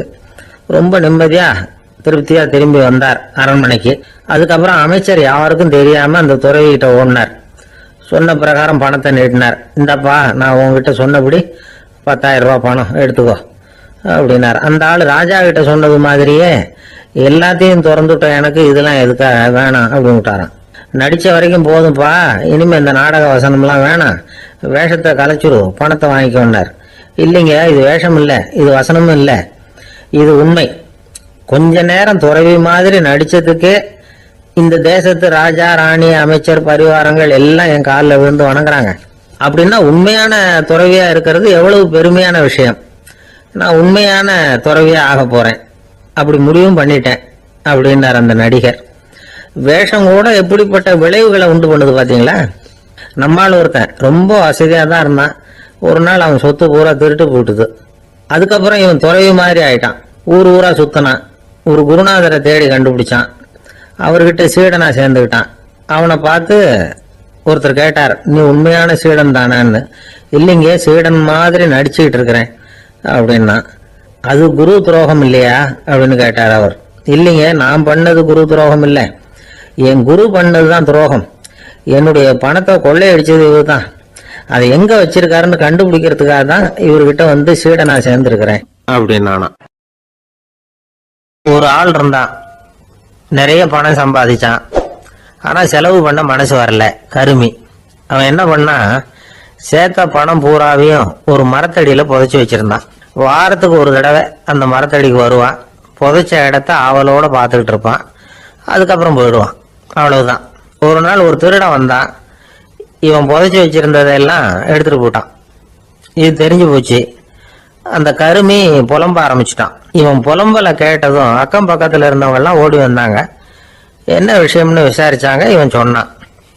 ஒரு பெரியவர் கேட்டார், ஏப்பா, வாரம் இந்த இடத்த பாக்குறதாக சொன்னியே, எப்பவாவது இதுல இருக்கிற பணத்தை எடுத்து செலவு பண்ணிருக்கியா அப்படின்னு கேட்டார். நான் அப்பப்போ அதை பாக்குறது தான் வழக்கம், அதை தொட்டதே இல்லைன்னு அவன். சரி, அப்படின்னா இப்பவும் நீ அதே மாதிரி வாரம் ஒரு தடவை இந்த இடத்த பார்த்துட்டு போகலாமே அப்படின்னாராம் அந்த பெரியவர். அதுவும் சரிதானே, எவ்வளவு காலமானாலும் அவன் அந்த பணத்தை எடுத்து செலவு பண்ண போறதில்ல. அப்படி இருக்கிறப்ப உள்ளே பணம் இருந்தாலும் ஒண்ணுதான், இல்லாம போனாலும் ஒண்ணுதான். இதுல இருந்து என்ன புரியுதுன்னா, ஒருத்தர்கிட்ட இருக்கிற பணத்தை கொண்டு அவர் பணக்காரரா ஏழையா அப்படின்னு முடிவு செய்யறது சரியில்லை. அந்த செல்வத்தை அனுபவிக்கிற திறன், பயன்படுத்துற திறன், அதை வச்சுதான் அவர் ஏழையா பணக்காரரா அப்படிங்கிறத நிர்ணயம் பண்ணணும். அதுதான் சரி. செலவு பண்ண தெரியாதவன் சேகரம் பண்ணிட்டே இருக்கிறதுனால என்ன பிரயோஜனம்? தலைமுடியே இல்லாதவன் தாராளமா சீப்புகளை வாங்கி சேகரம் பண்றது மாதிரி தானே இது. சில சமயம் செலவு பண்ண நாம தயாரா இருந்தா கூட அந்த செல்வம் நமக்கு பயன்படுறதில்ல. அரேபியாவில் ஒரு நகை வியாபாரி விலை உயர்ந்த முத்துக்களை எல்லாம் அவர் வச்சு வியாபாரம் பண்ணிட்டு இருந்தார். அவர் ஒரு சமயம் ஒரு பாலைவனம் வழியா போயிட்டு இருக்கிறார் ஒட்டகத்துல. அப்போ திடீர்னு கடுமையான புயல் வீச ஆரம்பிச்சுட்டுது. திசை தவறி இவர் எங்கேயோ வந்துட்டார். கூட வந்தவங்களையும் காணல, எங்க போனாங்களோ தெரியல. இவர் ரொம்ப பயந்து போய் அங்கேயும் எங்கேயுமா அலைஞ்சு திரியிறார். வழியே தெரியல. பசி கடுமையாயிட்டுது. ஒட்டகத்து முதுகுல ஒரு மூட்டை இருந்தது. அதை பிரிச்சு பார்த்தார். உள்ள ஏதாவது இருக்கான்னு தேடி பார்க்கறார். அது வரைக்கும் கண்ணில் தட்டுப்படாத அபூர்வமான ஒரு பை கண்ணில் பட்டுது. ஆஹா, அதுல ஏதாவது சாப்பிட்றதுக்கு இருக்கும் அப்படின்னு நினைச்சு ஆவலா அதை பிரிச்சு பார்க்கறார்.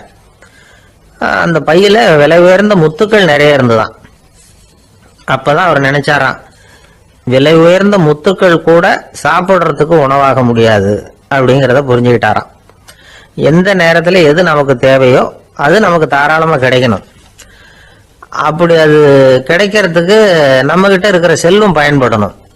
அது நமக்கும் பயன்படலாம், நம்ம மூலமா அடுத்தவங்களுக்கும் பயன்படலாம். அதுதான் செல்வத்தின் பயன்.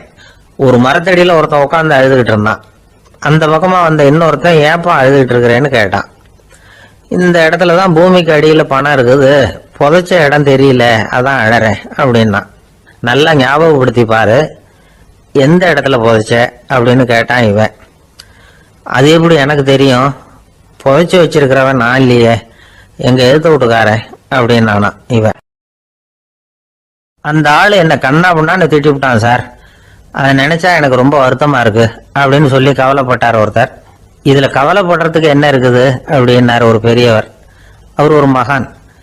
என்ன சார் இப்படி சொல்றீங்க, ஒருத்தர் நம்ம பார்த்து திட்டுனா வருத்தமா இருக்காதா அப்படின்னார். அது எப்படி வருத்தமா இருக்கும், திட்டுறதுங்கிறது என்ன, அது வெறும் சத்தம் தானே அப்படின்னார் அந்த பெரியவர். நம்ம ஆளுக்கு தலையை பிச்சுக்கலாம் போல இருந்தது. இருக்காது அப்படின்னா நமக்கு அப்படித்தானே தோணுது. அந்த பெரியவர் சொல்றது ரொம்ப பெரிய விஷயம்.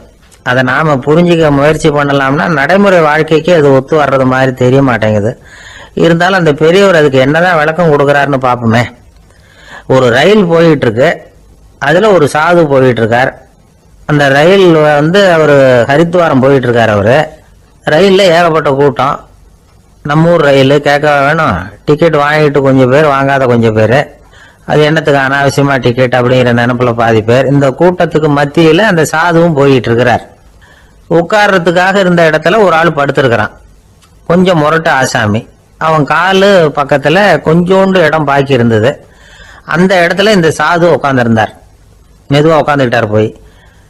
ஆனா அந்த ஆளு ராத்திரி பூரா இவரை காலால உதச்சிக்கிட்டே இருக்கிறான். அது இவருக்கு ரொம்ப அவமானமா பட்டது. அதனால துக்கம் ஏற்பட்டது.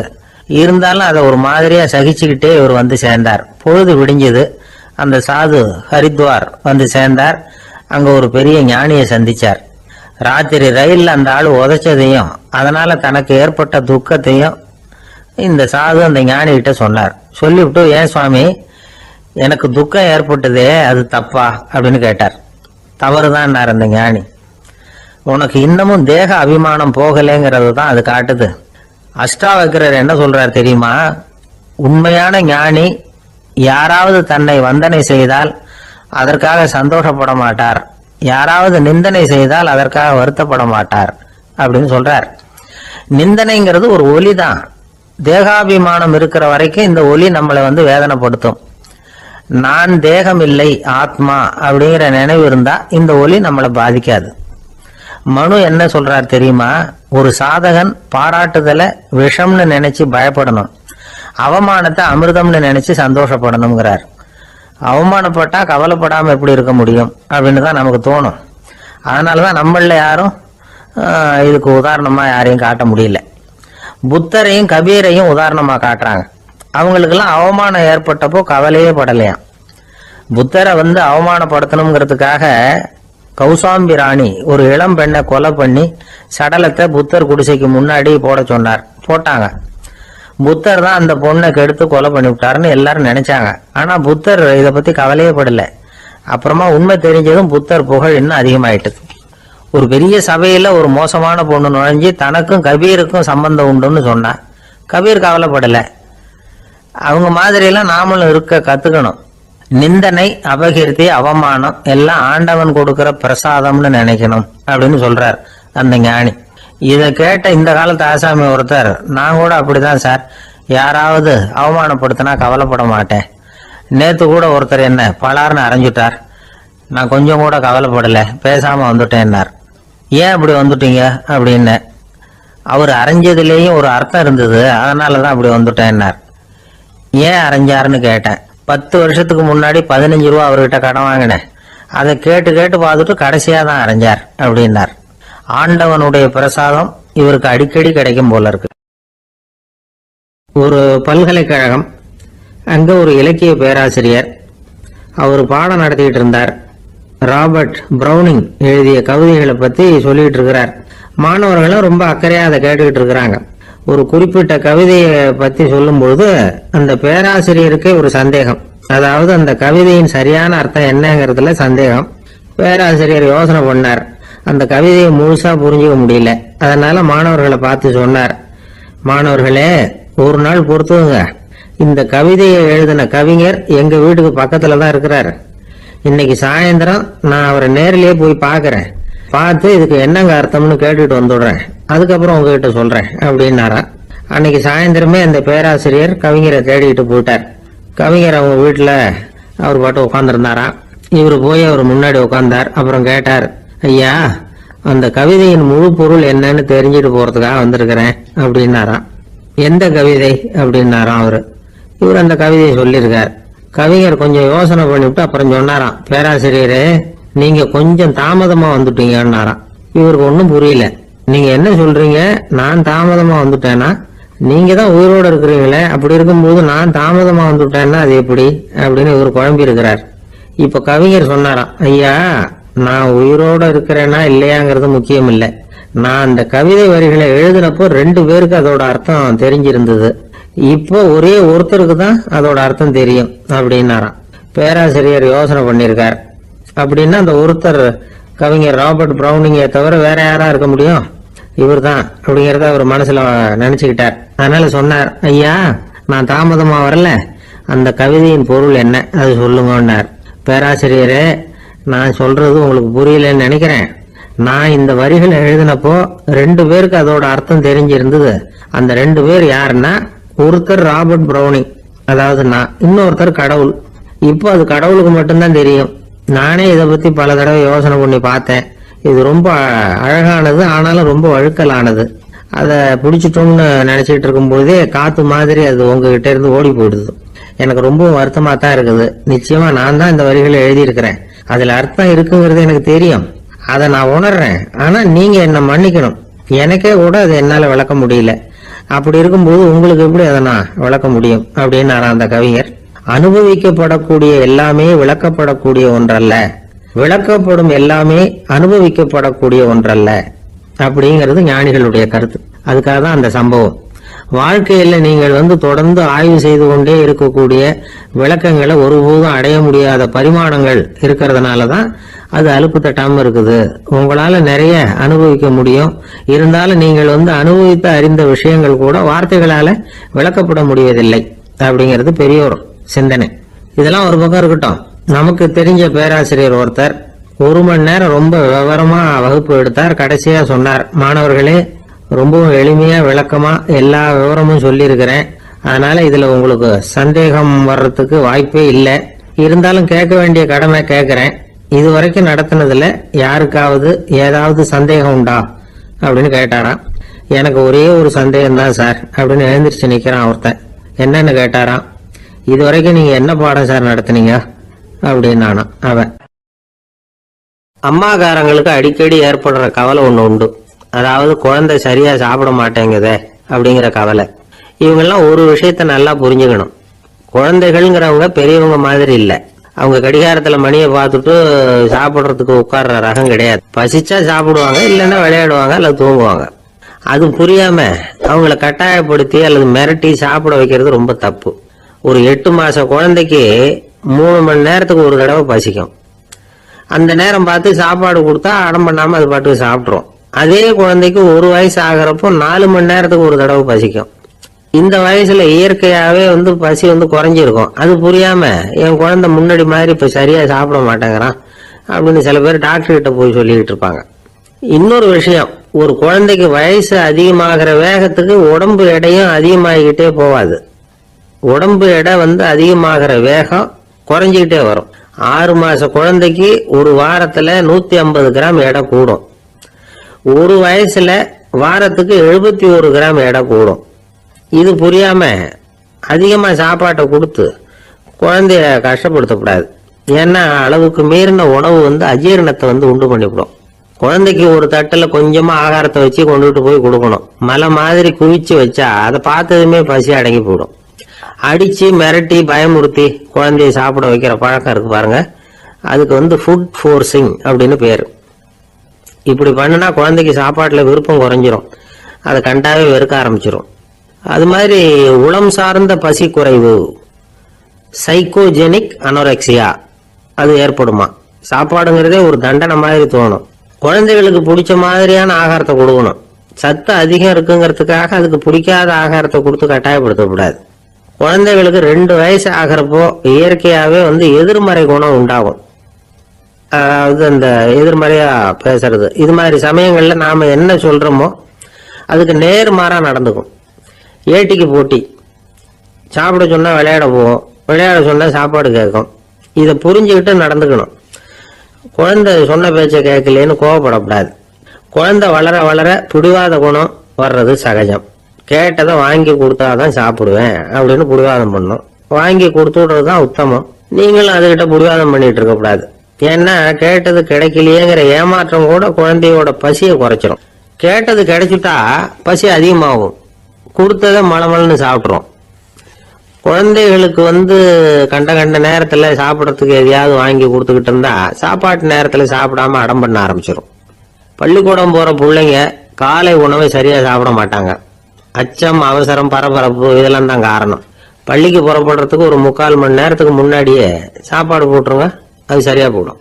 படிக்கிற குழந்தைகள் உடல் சோர்வு, மனச்சோர்வு இது காரணமா கூட சாப்பிட மறுக்கிறது உண்டு. இப்போ உதாரணமா சாயந்தரம் விளையாடி விட்டு வீட்டுக்கு வந்ததும் சாப்பிட சொன்னா வேணாம்பாங்க. இது உடல் சோர்வு.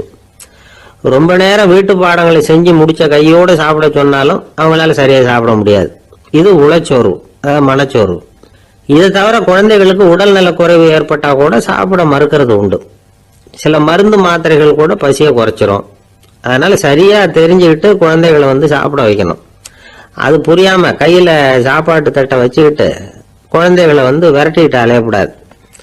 ஒரு சின்ன பையன் சொன்னான், எங்க அம்மா சாப்பாடு போடுறது தெரிஞ்சா நான் உடனே வீட்டை விட்டு வெளியில ஓடி போடுவேன் அப்படின்னா. ஏன் அப்படி பண்றேன்னு கேட்டோம். எங்க அப்பா கூட அது மாதிரிதான் சார் பண்ணுவார் அப்படிங்கிறான். பந்திக்கு முந்தர ஆசாமிகள் நம்மள பல பேர் உண்டு. அப்படி முந்தறதுக்கு கூட முயற்சி பண்றவங்க நிறைய பேர் இருக்கிறாங்க. இதுல என்ன ஒரு விஷயம்னா, பந்திக்கு முந்தறது கூட தப்பு இல்லை. ஆனா அப்படி ஒரு விருந்துல ஆளா போய் உட்காந்து சாப்பிட்டா கூட வெளியில வர்றப்ப என்ன பெரிய விருந்து வச்சுட்டான், சாம்பார்ல உப்பு இல்லை, ரசத்துல காரம் இல்லை அப்படின்னு குறை சொல்லிட்டே வர்றது இருக்கு பாருங்க, அது சரியில்லை, நாகரிகமும் இல்லை. கல்யாண பத்திரிகையில என்ன போட்டிருக்குது, என் பொண்ணுக்கும் இன்னார் பையனுக்கும் கல்யாணம், எல்லாரும் குடும்பத்தோட வந்திருந்து மணமக்கள் ஆசீர்வதிக்கணும், இப்படித்தானே போட்டிருக்கோம். குடும்பத்தோட விருந்து சாப்பிட்டு சாப்பாடு எப்படி இருக்குன்னு அபிப்பிராயம் சொல்லிவிட்டு போங்க அப்படின்னா போட்டிருக்கு கல்யாண பத்திரிகையில.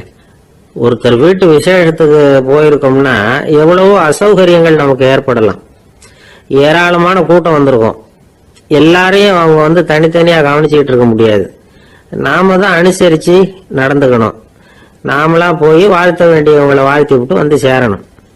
அதை விட்டுட்டு பத்திரிக்கை கொடுத்தானேன்னு போனேன், கவனிப்பே சரியில்லை அப்படின்னு புலம்பிக்கிட்டு இருக்கக்கூடாது. ஒரு விருந்துக்கு போனா அங்க எப்படி நடந்துக்கணும் அப்படிங்கறத பத்தி கூட அனுபவசாலிகள் சில விவரங்கள்லாம் சொல்லியிருக்கிறாங்க. இந்த காலத்துல கல்யாணம், பிறந்த நாள், அது இதுன்னு நிறைய விருந்துகள் நடக்குது. அதெல்லாம் எதுக்காக?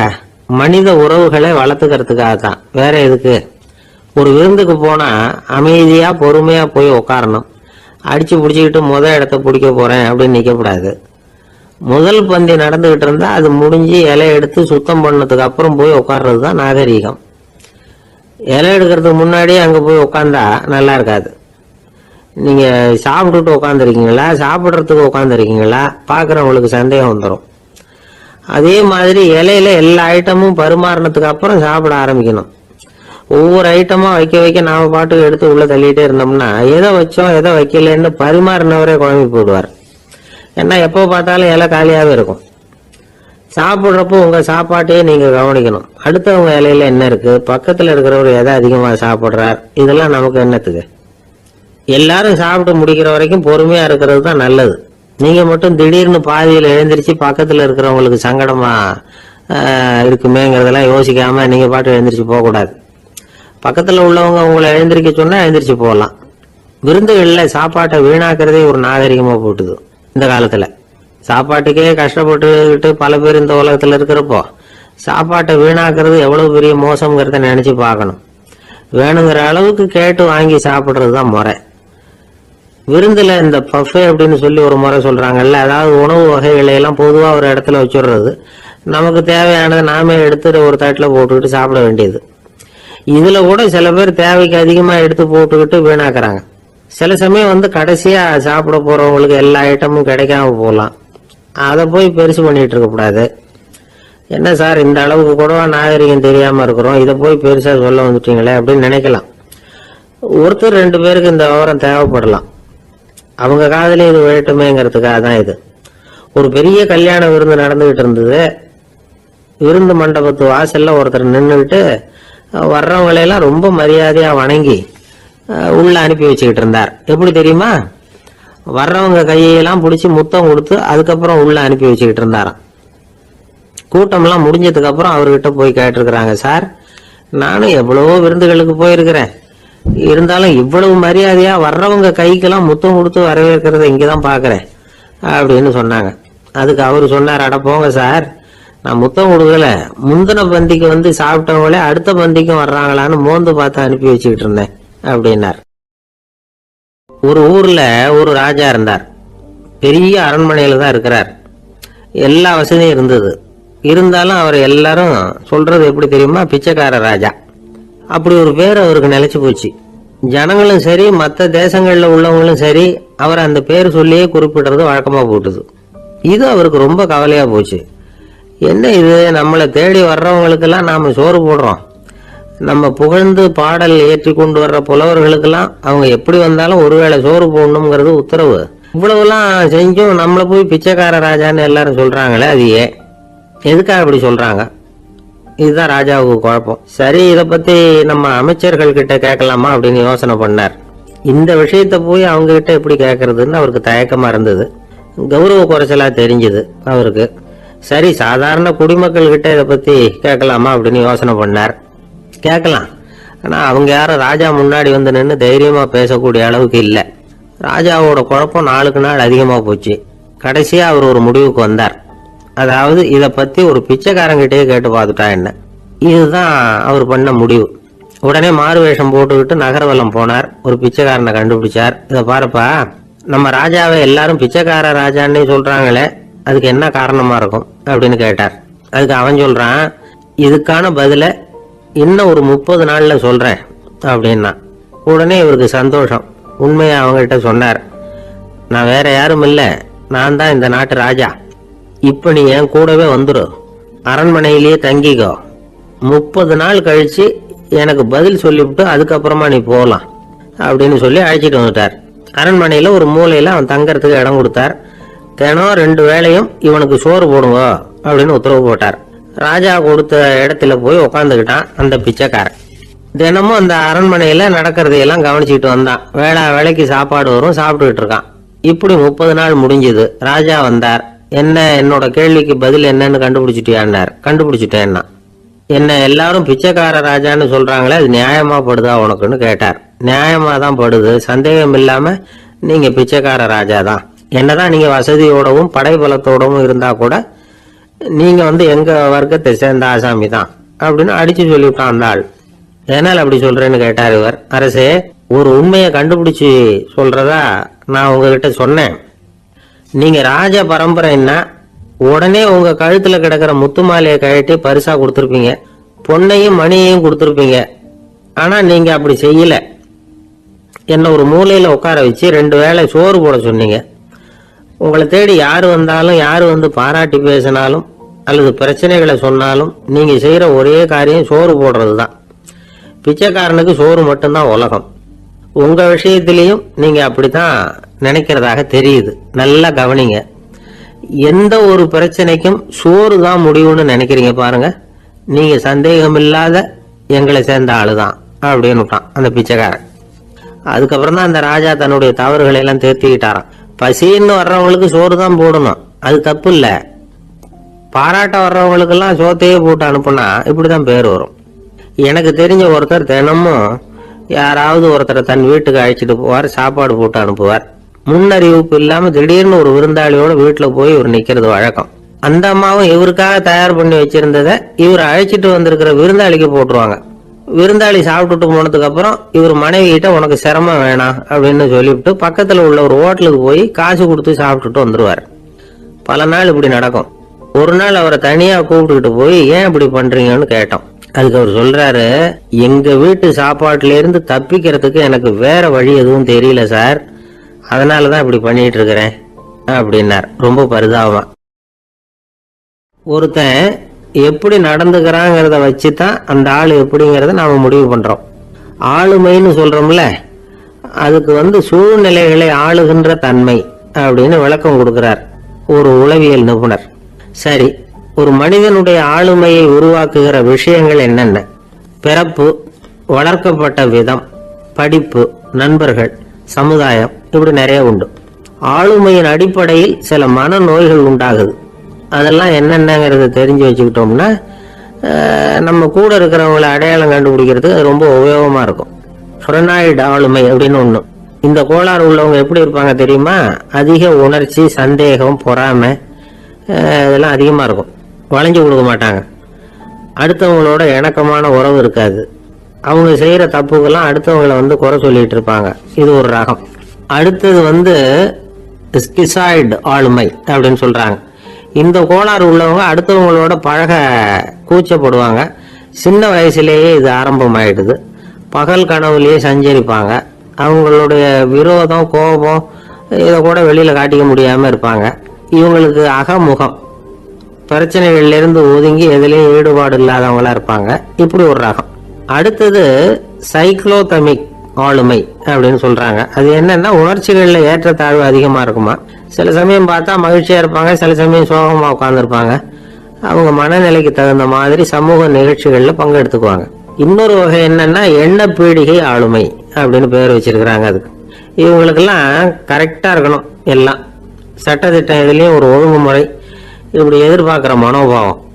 இவங்க எதிர்பார்ப்புக்கும் அரண்முறைக்கும் மற்றவங்க கட்டுப்படணும்னு நினைப்பாங்க. இந்த நிலைமை நீடிச்சா என்ன ஆகும் தெரியுமா? அலைக்கழிக்கிற எண்ணங்கள் திரும்ப திரும்ப ஒரே செயலை செய்ய தூண்டுற மன தளர்ச்சிக்கு ஆளாயிடுறாங்க. அடுத்தது ஹிஸ்டீரியா ஆளுமை. சின்ன விஷயத்தையெல்லாம் பெருசுபடுத்தி நாடகமாக்குற நடிகர்கள் இவங்க. உணர்ச்சி அதிகம் உள்ளவங்க. இவங்க மன எழுச்சியில பக்குவமின்மை, குழந்தைத்தனம், முதிர்ச்சியின்மை எல்லாம் இருக்கும். தன்னலம் மிக்க குணம். பிறர் தன்னை மட்டுமே கவனிக்கணும்னு நினைச்சு செயல்படுறது, இதெல்லாம் இவங்க அடையாளம். அடுத்த ரகம் எப்படின்னா வளர்ச்சியற்ற ஆளுமைன்னு சொல்றாங்க. அடுத்தவங்களோட இணங்கி போக முடியாதவங்க. அறிவு, மன எழுச்சி, சமூக உறவு இதுல எல்லாம் போதுமான வளர்ச்சியையும் நிறைவையும் பெற முடியாதவங்க. இவங்களால வாழ்க்கையில முன்னேற முடியாது. பிச்சைக்காரங்க, குற்றவாளிகள், இவங்க கிட்ட எல்லாம் இது மாதிரியான ஆளுமை அதிகமா இருக்குமா. அடுத்தது என்னன்னா சோர்வுடைய ஆளுமை. எதுலயும் உற்சாகம் இல்லாம சோர்ந்து போயிருப்பாங்க. அதுக்கெல்லாம் நமக்கு வலிமை இல்லப்பா அப்படின்னு சொல்லிட்டு இருப்பாங்க. சின்ன விஷயங்களுக்கெல்லாம் அதிர்ச்சி அடையிறது. வாழ்வின் சுவையை அனுபவிக்க முடியாதவங்க. இன்னொரு ரகம் இது கொதித்தெழும் ஆளுமைங்கிறாங்க. எதுக்கு எடுத்தாலும் ஆத்திரம், குரோதம், வன் செயல் இதுல எல்லாம் ஈடுபாடு, இப்படி உள்ளவங்க. நத்தை வகை ஆளுமை அப்படின்னு ஒண்ணு. அடுத்தவங்க மேல விரோதம் இருக்கும், அடிக்கணுங்கிற எண்ணம் இருக்கும். ஆனா அதை அப்படியே வெளியில காட்டாம அதே சமயம் அமைதியான முறையில வெறுப்பை வெளிக்காட்டுற ரகம். இவங்கெல்லாம் பேசாம கம்முன்னு இருந்துகிட்டே நினைச்சதை நிறைவேற்றிடுவாங்க. முன்ஜாக்கிரதை ஆளுமை அப்படின்னு ஒரு ரகமா. பாதுகாப்பின்மை, சந்தேகம், முழுமையின்மை, அறவேக்காட்டுத்தனம் இந்த மனப்போக்கு அதிகமா இருக்கிறதுனால அகம்பாவம், புடிவாதம், எச்சரிக்கை எல்லாம் அளவுக்கு மீறி இருக்கும். இதுவரைக்கும் நாம பேசிக்கிட்டு இருந்த ஆளுமை பண்புகள் அளவுக்கு அதிகமா போயிட்டுதுன்னா ஆளுமை கோளாறுகள் ஏற்படும். அதன் அடிப்படையில மனவியாதிகள் வருமா. அதனால இணக்கமான எல்லாரும் விரும்புகிற இயல்பான ஆளுமையை பெறுவதற்கு நாம முயற்சி செய்யணும் அப்படிங்கிறது மனோதத்துவ நிபுணர்களுடைய ஆலோசனை. ஒருத்தர் ஒரு மனோதத்துவ டாக்டரை தேடிட்டு வந்தாராம். டாக்டர், எனக்கு மனசுல ஏதோ வியாதி, ஆளுமை கோளாறு, அதாவது எனக்கு சீக்கிரமா செத்து போனா தேவையில்லைன்னு தோணுது அப்படின்னாராம். உடனே அந்த டாக்டர், சரி அப்படின்னா இங்கே இருங்க, நான் வைத்தியம் பார்க்கறேன் அப்படின்னாராம். ஆபீஸ் முடிஞ்சு வீட்டுக்கு போற சமயத்துல ஒருத்தர் கடைக்கு போய் ஸ்வீட் வாங்கினார். சரி, வீட்டுக்கு பிள்ளைங்களுக்கு தான் வாங்கிட்டு போறார் அப்படின்னு மற்றவங்க நினைச்சாங்க. அவரு அப்படி செய்யல. அந்த இடத்துலயே பொட்டலத்தை பிரிச்சார். திருட மாதிரி அப்படியே சுத்தி ஒரு தரம் பார்த்துக்கிட்டார். யாரும் தெரிஞ்சவங்க இல்லைங்கிறத முடிவு பண்ணிட்டு அவசரமா அதை அப்படியே போட்டு முழுகிவிட்டு கையை தொடச்சிக்கிட்டு நல்ல புள்ள மாதிரி நடந்து போக ஆரம்பிச்சுட்டார். அவர் யாருன்னா, அவரோட பிரச்சனை எல்லாருக்கும் தெரியாது, சில பேருக்கு தான் தெரியும்.